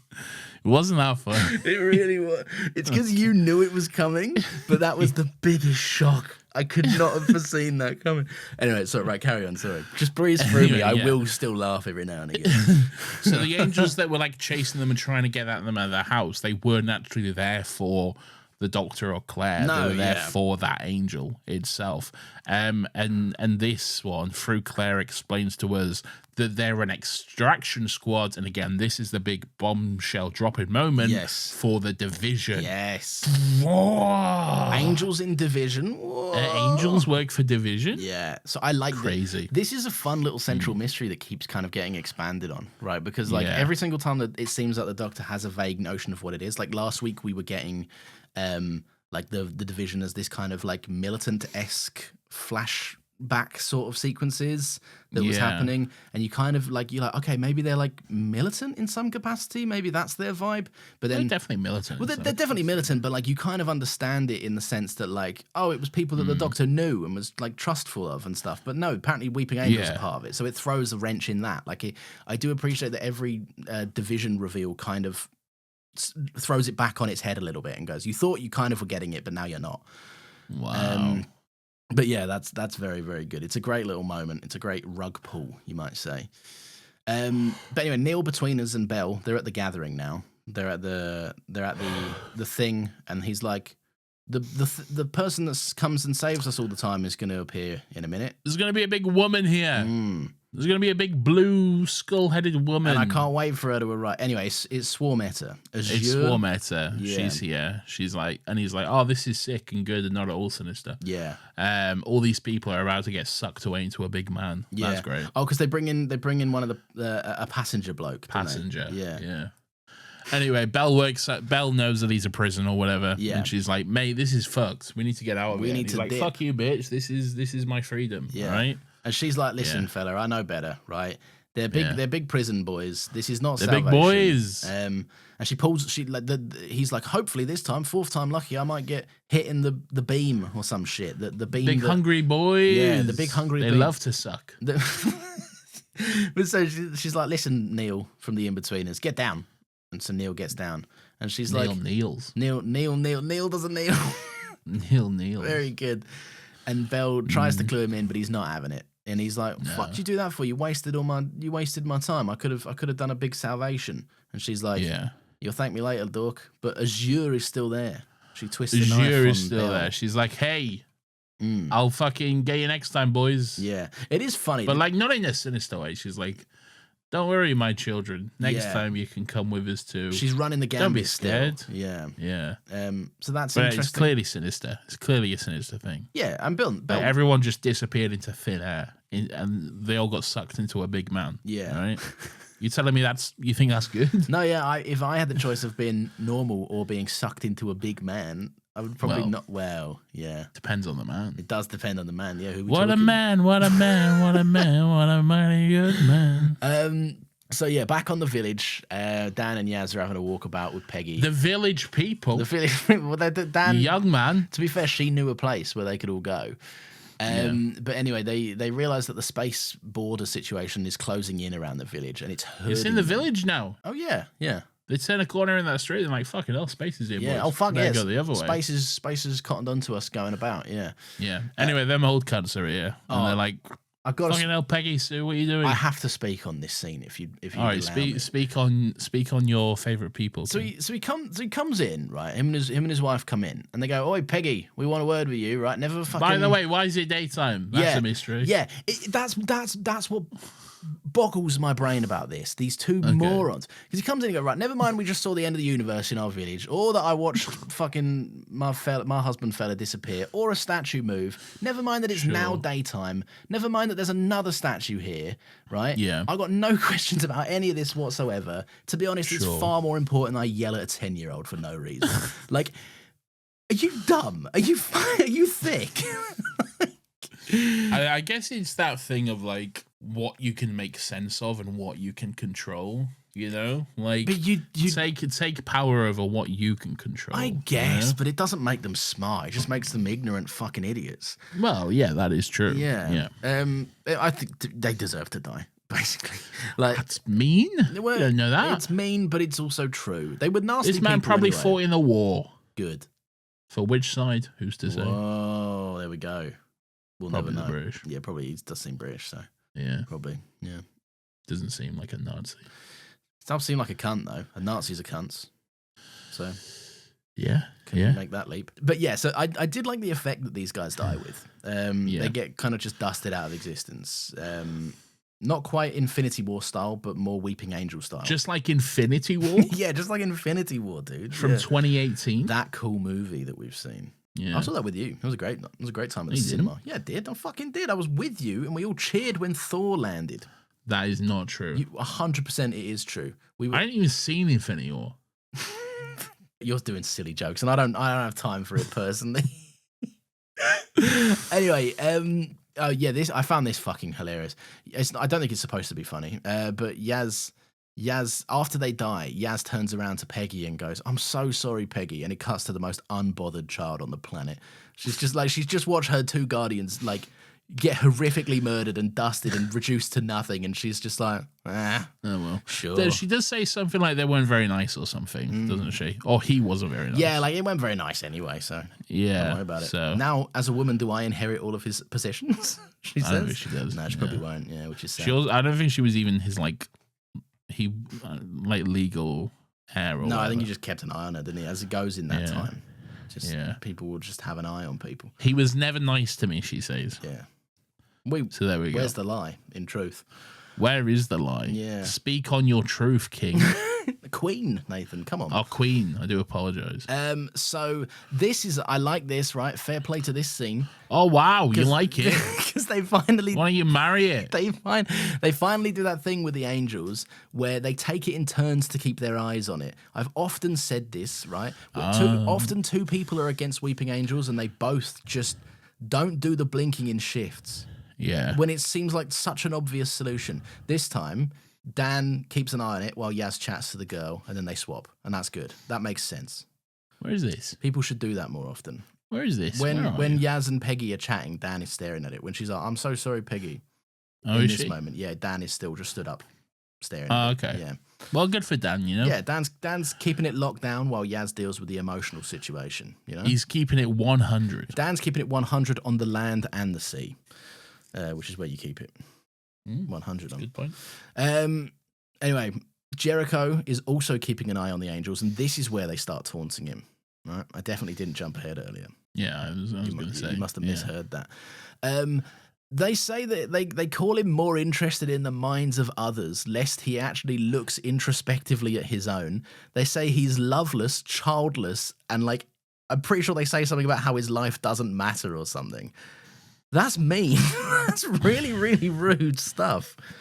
Yeah, so interested in the working of other minds because you can't bear to examine your own. Yeah. Loveless, childless, hiding in academia for fear of the real world. Wow. Always losing to a better man, Robbie Williams. A life of failure. Brutal, man. That's fucking mean, dude. That is no good. They also do a big jump scare out the telly, which looked great.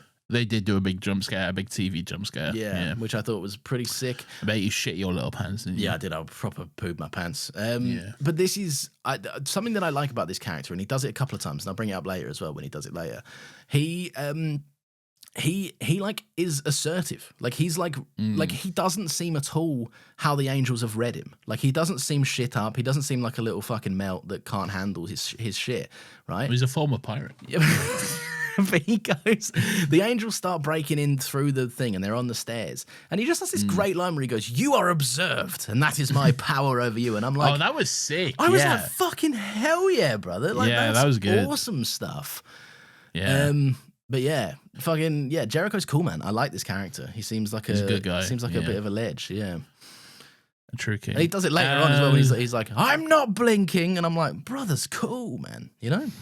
He stays around for a bit. He's in next week, I think. Yeah, well. I saw the. I started to see the Next Time trailer because I thought, bloody hell, Ooh. bloody hell, you shouldn't click off this episode.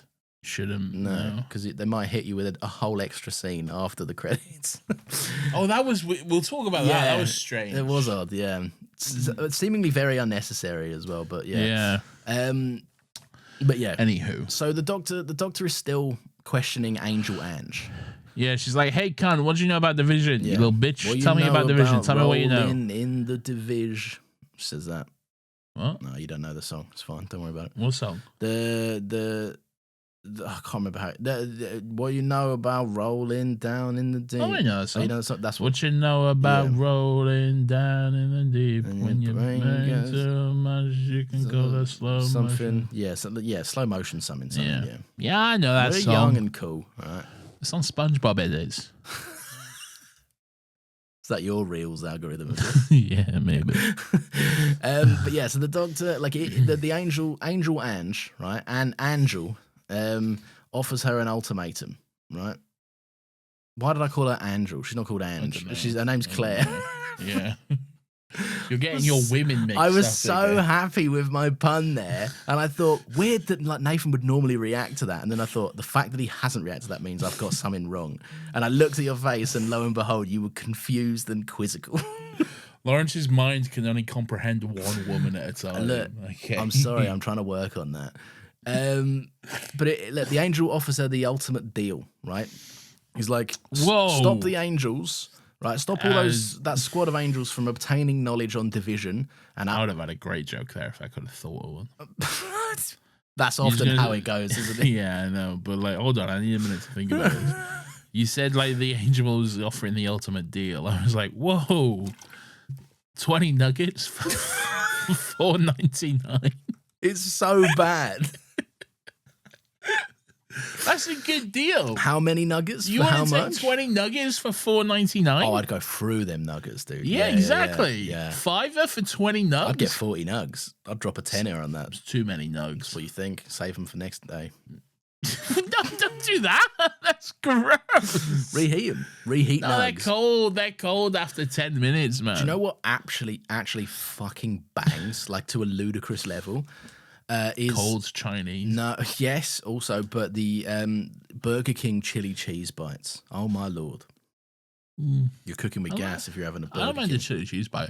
I like A jalapeno popper, like the ones that are like breaded with cream cheese. Those are quite nice. Yeah, they can get quite tasty from time to time. I'm not against it. I think you're against it. No, I'm not. Come on, man. Don't out me like this. You're against anything with like flavor. Yeah. So yes, the angel's like, don't tell them about division, and I'll tell you about division. Would you have a bit of this on your chicken nugget? What's that? What is backwards? What is it? Oh, yeah. Melinda's habanero honey mustard. No, I wouldn't do that. Pepper sauce and condiment. I probably wouldn't do that. It's got 3 red heat drops on a scale of 5. 3 red heat drops? That's too many heat drops for me. On a scale of 5? Yeah, but for me, 1 heat drop is too much heat for me. Yeah, it's true. One heat drop is my 5 heat drops. You're like, I'm a little bitch and I can't handle this. Yeah, that I'm fully fine with admitting that. I'm not good with spice. This is why for anyone who's hoping for a bonus Hot Ones episode... Anyone, Ari. The one person. No, we did this last week and more people were like, no, we want one. That's fine. I'm ignoring you all. Lawrence is the reason it won't happen. Because yeah, I'm not hiding that. He refuses to do it because he's a little fucking baby. Of course I refuse to do it. Little baby, man. No, I'm not doing it. I refuse. Absolute baby. Listen, right? So the angel. He's moving on. Claire, Angel Claire is like Doctor, the ultimate deal. 20 nuggets for 4 quid or whatever. Claire isn't Angel Claire. Oh, okay. Yeah. Angel Claire. Angel Claire's like 20 nuggets for 4 quid, and Doc's like, call me Macklemore because that's a hell of a deal. What does that have to do with Macklemore? There's a line in his song where he goes, that's a hell of a deal. That's a hell of a deal. Yeah, Downtown. Which Downtown song is better, Macklemore Downtown or that other song Downtown? What's the other song Downtown? We're heading downtown.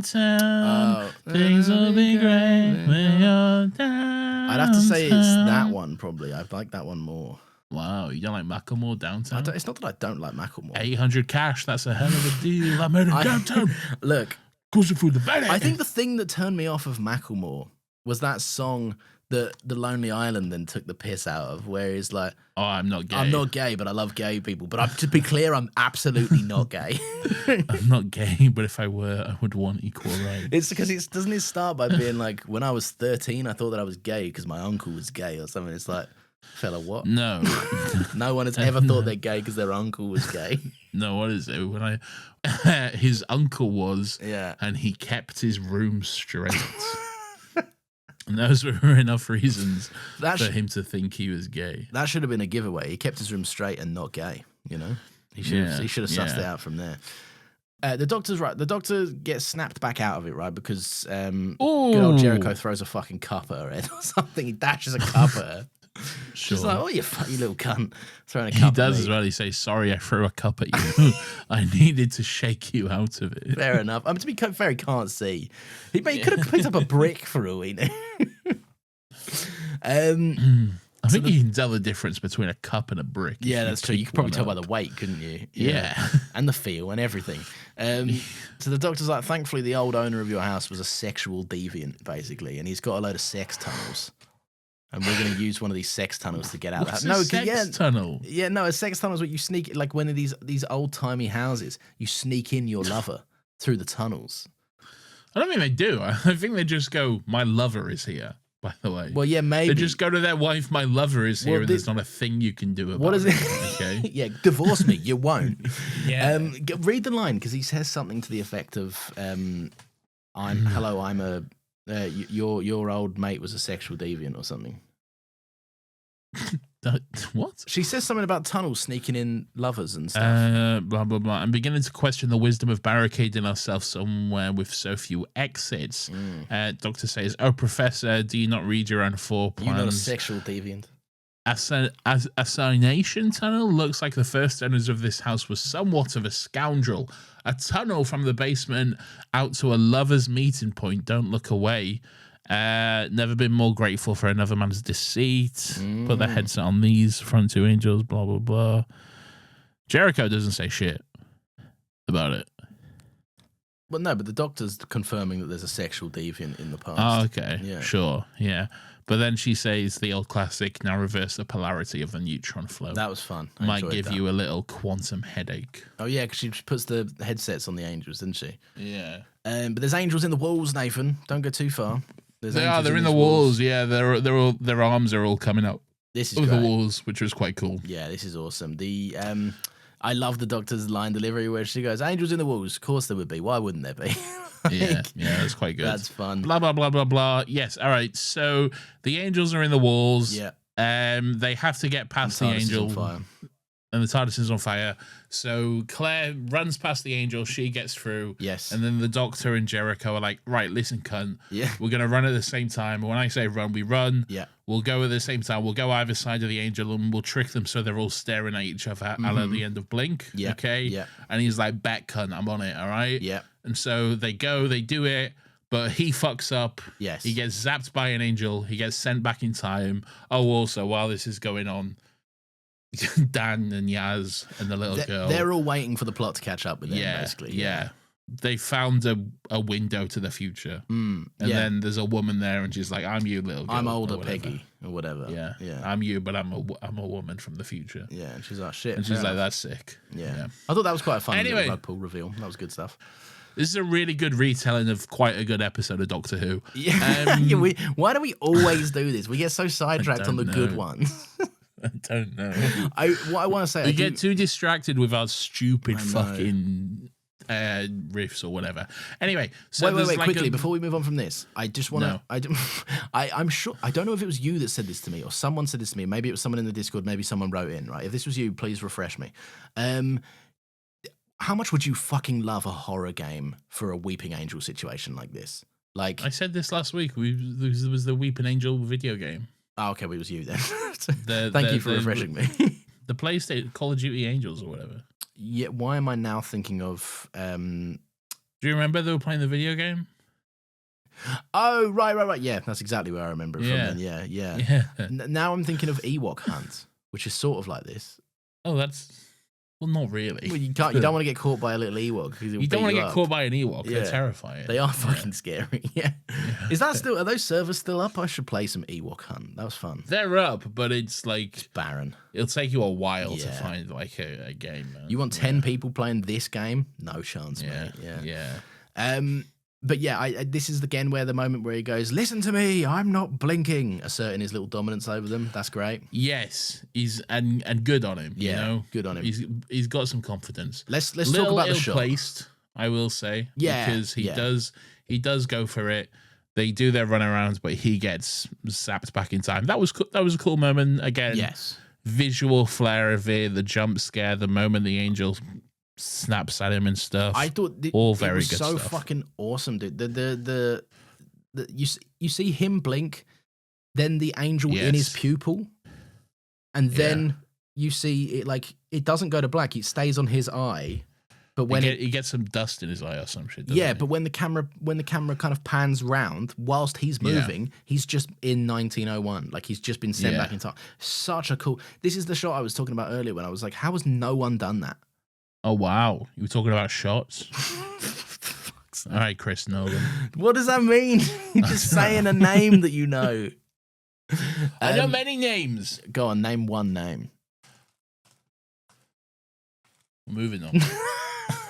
This is right. So this is great. It's a great shot. We're basically at the end. What's happening, Nathan? Tell me.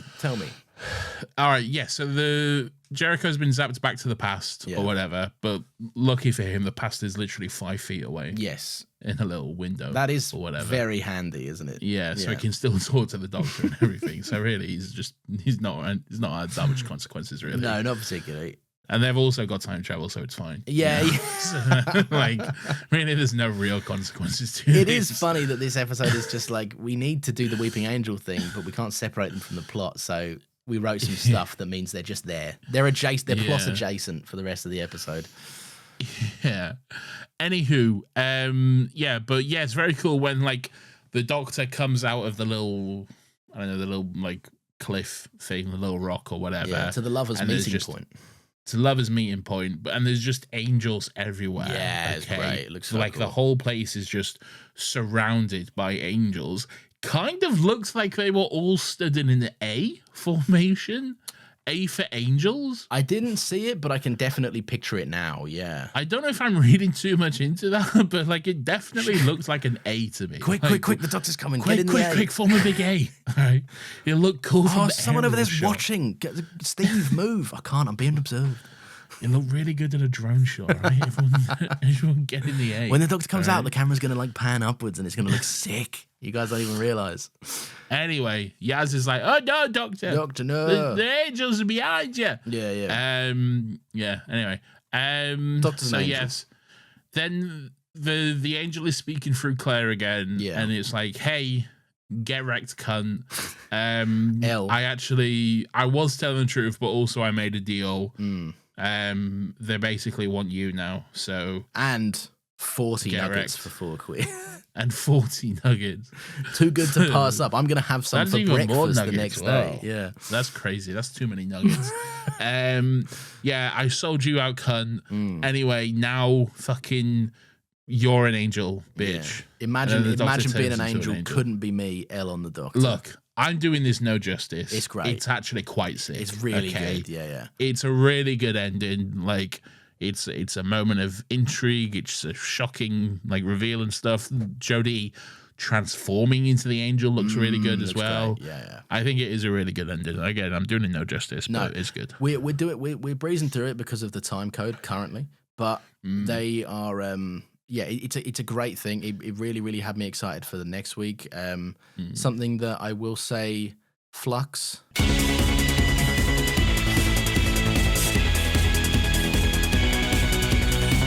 Has struggled with a little bit, I think. Like, especially this is the best of the bunch so far, by far and away. Yeah, I think it's not even in competition with the rest of them.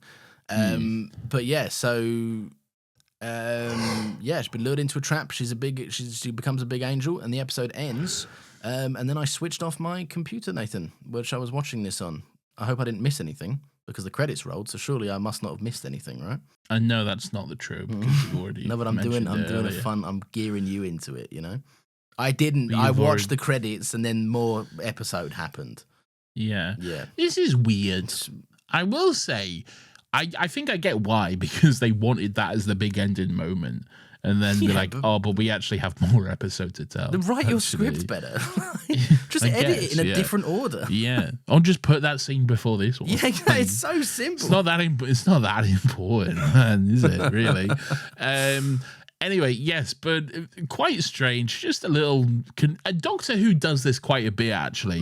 Doctor Who has done this before where, like, it'll do credits for, like, I don't know, 5 seconds or something, and then it'll glitch out and go into a scene or something. It's done it a few times.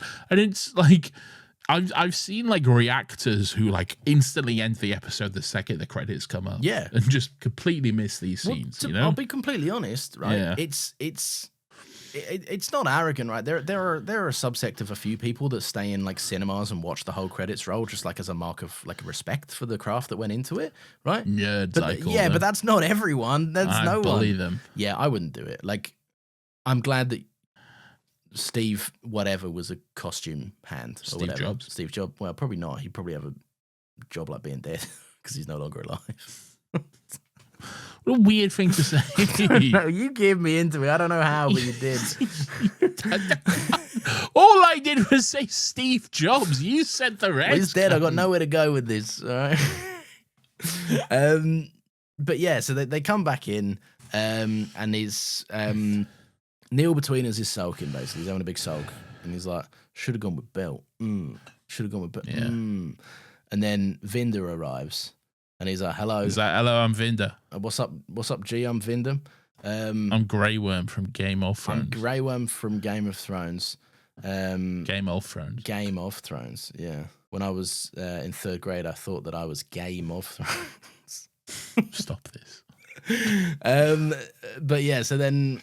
This is inconsequential. It doesn't really matter. He's like Belle was here. She left you a message, and Belle's like, "Hello, this is the last. I have one shot of sending you this message. I should probably send you these coordinates." Oh no! And then it's end. And Finder's like, don't worry, G, I got you, I'll find you, no stress. Why don't you write them down on the rock or some shit? Yeah, there's so many other situations that he could have. Yeah. Just tell fucking Thingy.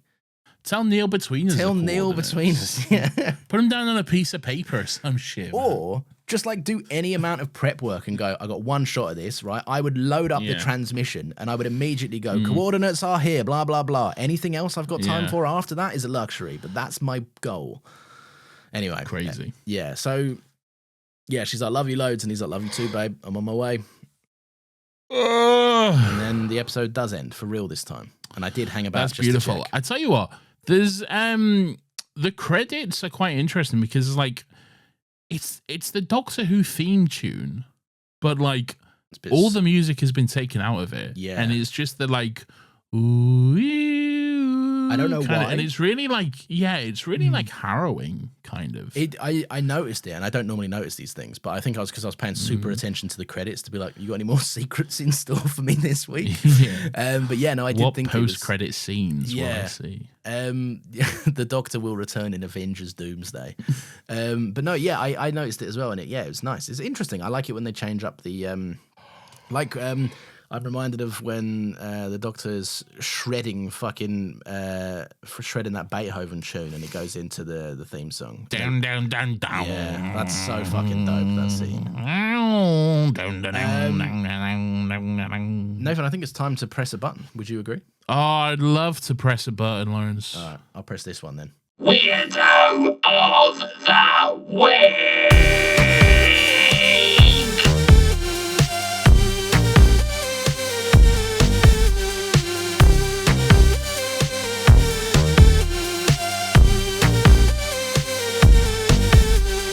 Weirdo. This is everyone's favorite section of the show where we get to take a chance to look back and reflect on some of the weird and wonderful and grubby little characters who come... Full stop. These characters have the ability to orgasm. Who come across the screens each and every week. Yuck. Lawrence, who, pray tell, is coming this week? The two annoying little guardians of Peggy. Peggy's grandparents or uncles, some shit. They vague relation to Peggy or whatever. Yeah, granduncle. It's mostly just because they're wankers. I'm glad they're dead, but the main thing that they're in here for is basically forgetting the exact same scenario that just happened to them, and then approaching an angel again, and then being surprised when the exact same thing happens to them again, 5 minutes later. Yeah, that's quite beautiful. Yeah. So oddballs, odd ducks. I just feel like it's probably I understand they needed it to happen for a character perspective and just to get them out of the episode. But write something a little bit more interesting. I think it's a strange. Wow, that's situation. Crazy. Yeah. Wow, that's interesting. Thanks. Okay. Mine is Jamie Magnus Stone. Yeah. For putting his whole Jamie Magnus Stone pussy into this episode, but seemingly holding it back for all the others, okay? Yeah, that's true. What happened? Why did he wake up for this one episode and go I'm going to make this the most creative, visual, interesting episode of Doctor Who you've seen in ages. A little treat. Okay? Yeah. Never mind that I've directed the last 5 episodes or something. This is the one. I think this can just absolutely loves angels. No, P.S. This isn't a ding. Fuck you, actually, because I've got a reason for it. Okay. Yeah, suck it. I like the idea that he just loves the angels so much. Yeah. And he's like, I'm going to make this one my true Magnum Stone puss, as you would say. Yeah, that would. And all the others can go fuck themselves. Yeah, quite frankly. I agreed to do this whole series because I got this episode. The rest of them I'm just gonna barely show up for. I'll phone it in. I actually fucking hate Doctor Who. I just love Weeping Angels. He was one of them kids that watched Blink and was like, whoa. Yeah. A kid that would make him my age. Yeah, but in 2020, do you think you're an appropriate age to direct an episode of Doctor Who? I would have been, what would I have been, 23? Yeah, 23? Directors can be 23, yeah. rarely. Look, it is, especially for like an old dusty cunt BBC production. Yeah. To direct an episode of Doctor Who at 23. Tall order. Nathan, it's that time of the show where the audience get to have their say, right? Oh, I didn't agree to any of this. Oh, I apologize. It's happening. Listen, people email us, people write in on the Discord, people even send us voice notes, if you can even believe it. Nathan, what do you want to start with? Do you want to do a email, perhaps? I'd love to start with a lovely, beautiful email. This one comes to us from our good friend Anna, Anna. Who says, shut up, Lauren.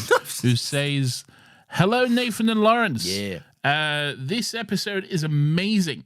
I have little bad things to say about it. I think, like, as in, I have bad things. Yeah, not a lot of bad things. Not like she's got little bad things to say about it. Yeah. Like she's got bad things to say about it, and those bad things are little. Yeah, it wouldn't be like that. That wouldn't make sense. Yeah, yeah. It's like she's got few bad things to say. Not about a lot of bad things to say. The size of the thing is not little. Yeah.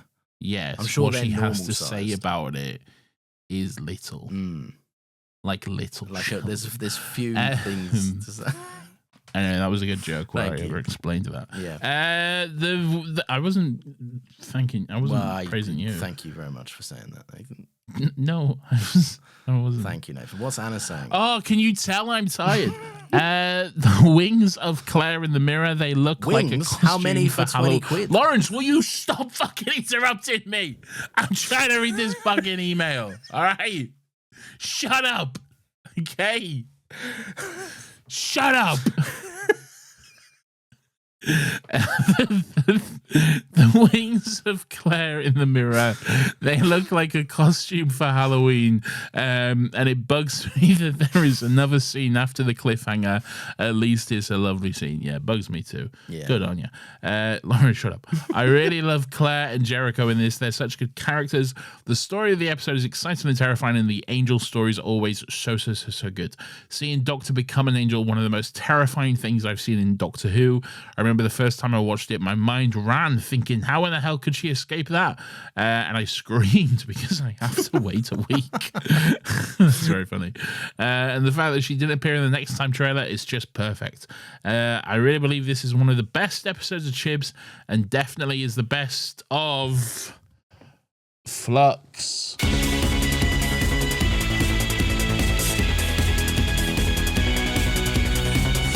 Bye.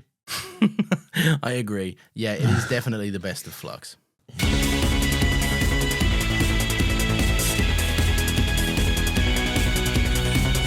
Pierce on the Discord, Nathan, says Flux.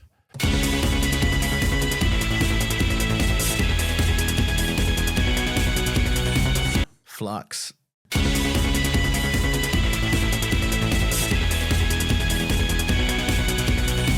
Flux.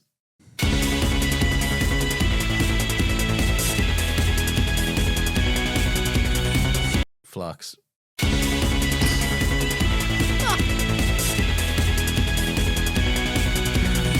Flux.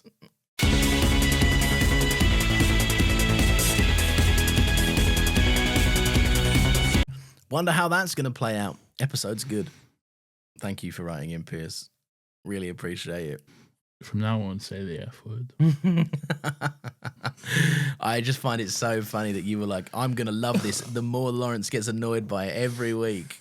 And it seemingly has got to you more because you knew it was always going to have to be handled by you. I know. You made yourself work. I know, but my setup works in a way that like my audio system, like soundboard thing, is behind my laptop. So I have to like pull my laptop down to get to it stuff, and this is your medicine, man.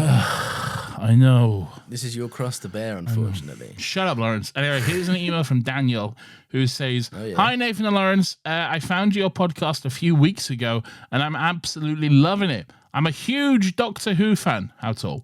and hearing you delve into every minor detail can be hilarious. There can be a lot of negativity surrounding the show online, so hearing your genuine appreciation and love for the show, even in less than stellar episodes, is refreshing. Although I strongly disagree with your take on the underrated Love and Monsters. I think quite a few people do. We went hard on that episode. But we did, but mostly because it's a got favorite of a lot of people. Pavement fucker in it. Like, I mean, look, he fucks a pavement. Well, he doesn't on screen, does he? No, but he does. It's implied that he fucks a pavement. Well, you're implied that I fucked your mum. I'm gutted I didn't find this podcast sooner. Oh. Right now I'm listening to your Silence in the Library episode, and I'm getting through about a season a week and should be caught up around the 60th anniversary episodes. Brother, you'll be caught up way before then. Yeah. I can't wait to hear your thought. Pro doesn't know. I can't wait to hear your thoughts on the 12th Doctor's stories, as it's my personal favourite era. Thanks for all the laughs, Daniel. Thank you, Daniel. Thank you. That's very, very kind of you to say. Yeah, I appreciate the kind words. Ooh, wow. You appreciate kind words? I do. Humble brag. And as I always say to people that tell us they're getting through this podcast at an alarming rate, please do also feel free to take a mental health break and slow down at any point. It's too much nonsense. No, don't do that. No, you just keep streaming, baby. Keep playing. Yeah. Keep listening. And once you finish, start again. Yeah. That's the way to do it. Some people do that, which I find baffling. Yeah, crazy. Yeah, I can do it. Damn the Lamb. Oh, I know Damn the Lamb. Oh, yeah. Yeah. On the Discord says, just a certified banger and the best Weeping Angel episode since Blink. So many great uses of the angels. I particularly love when they purposely try and get dust in their eyes to make them blink, and the flaming angel. The absolute height of flux. Oh, for fuck's sake.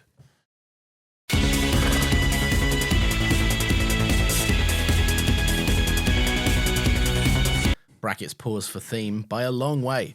Honestly, can't remember much about the last two episodes, but The Village has stuck with me since it aired. Also, I don't know if someone else has said it last week. Nathan was thinking about Scrubs when JD suddenly falls out of love with Elliot. Incorrect. We remembered. Well, I remembered. Nathan remembered. What we're talking about. Although that is true. JD does.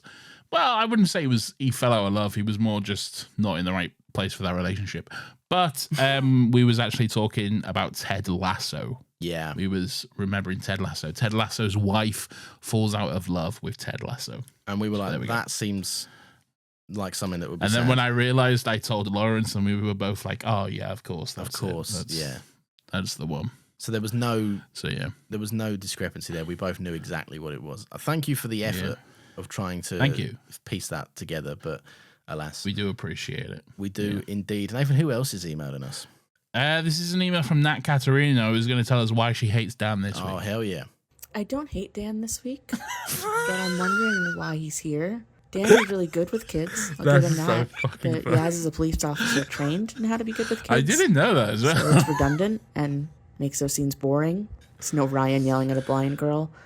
Dan calmly freaking out about being stuck in time is definitely interesting, but not compelling enough that I'm glad he's in the scene. If Dan weren't in these episodes, we could have had a season with a female doctor and a female companion. But misogyny. Boys won't tune in if there aren't any boys on screen. It's true. At least we have Jericho. I love Jericho. I liked him almost immediately, which can't be said for Dan. Wow. Sorry, Sage, but I can only be honest in this, my voice note therapy channel. Wow. Anyway, Coco Chanel told us before you leave the house, look in the mirror and take one thing off. I think Chib should do that when developing his cast. It might not be Dan, because what are Bell and Vinder even doing? But it should probably be someone. At least this was a great episode of Flux. Oh, for fuck's sake.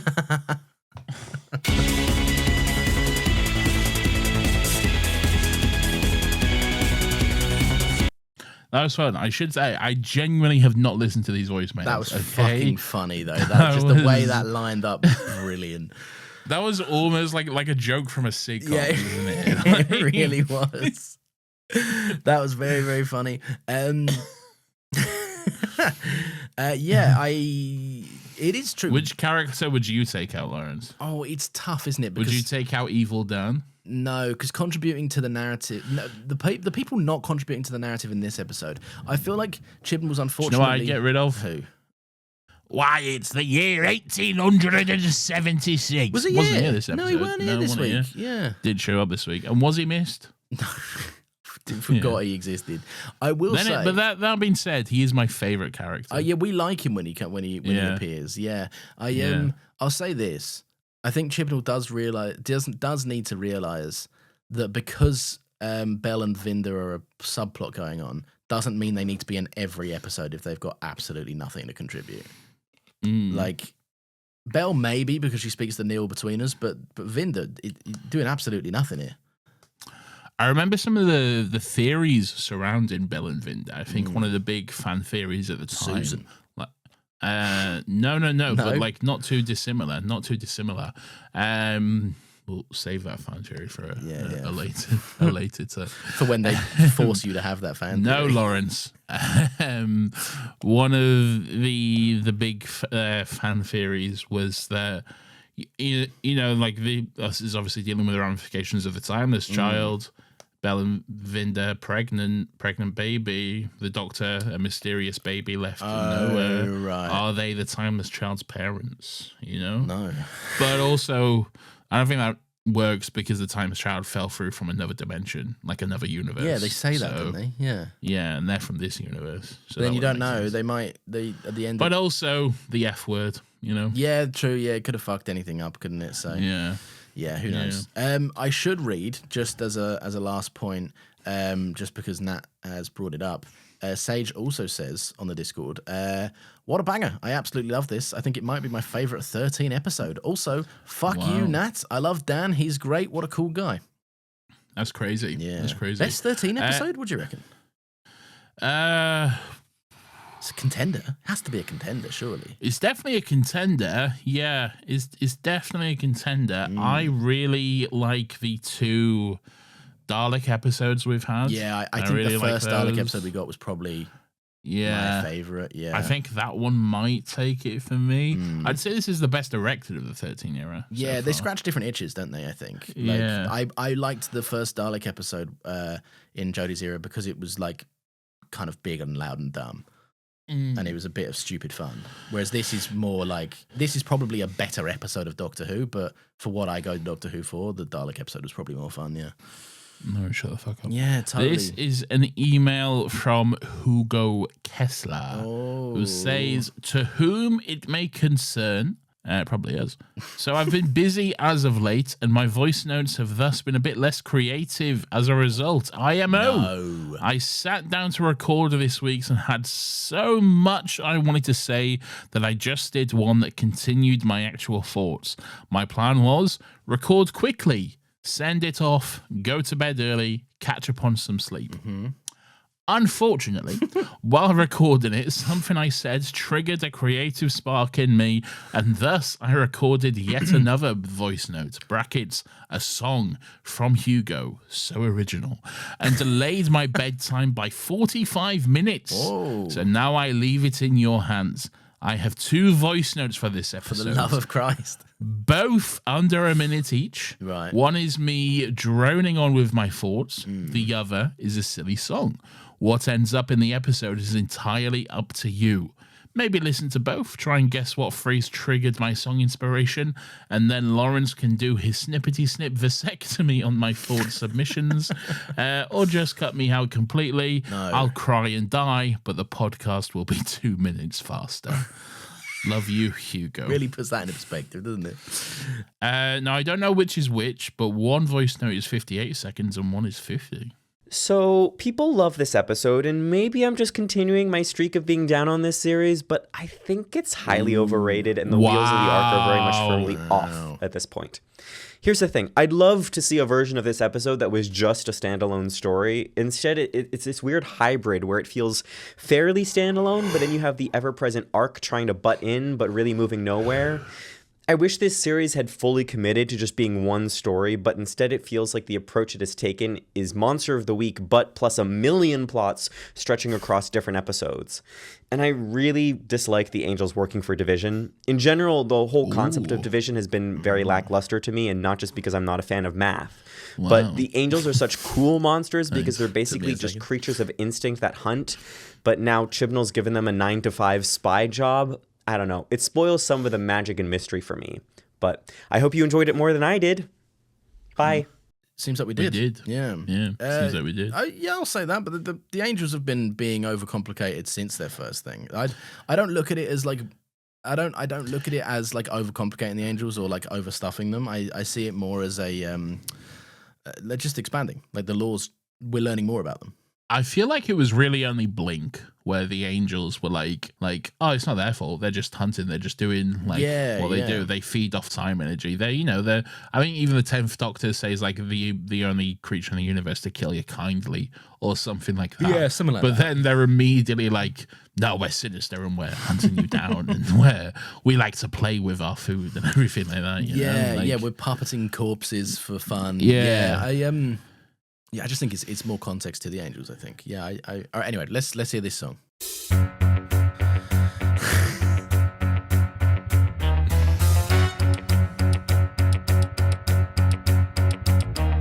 Tumble out of stone and I stumble through the village. Quantum lock the locals, what a pillage. Then blink and stretch and try to end a life.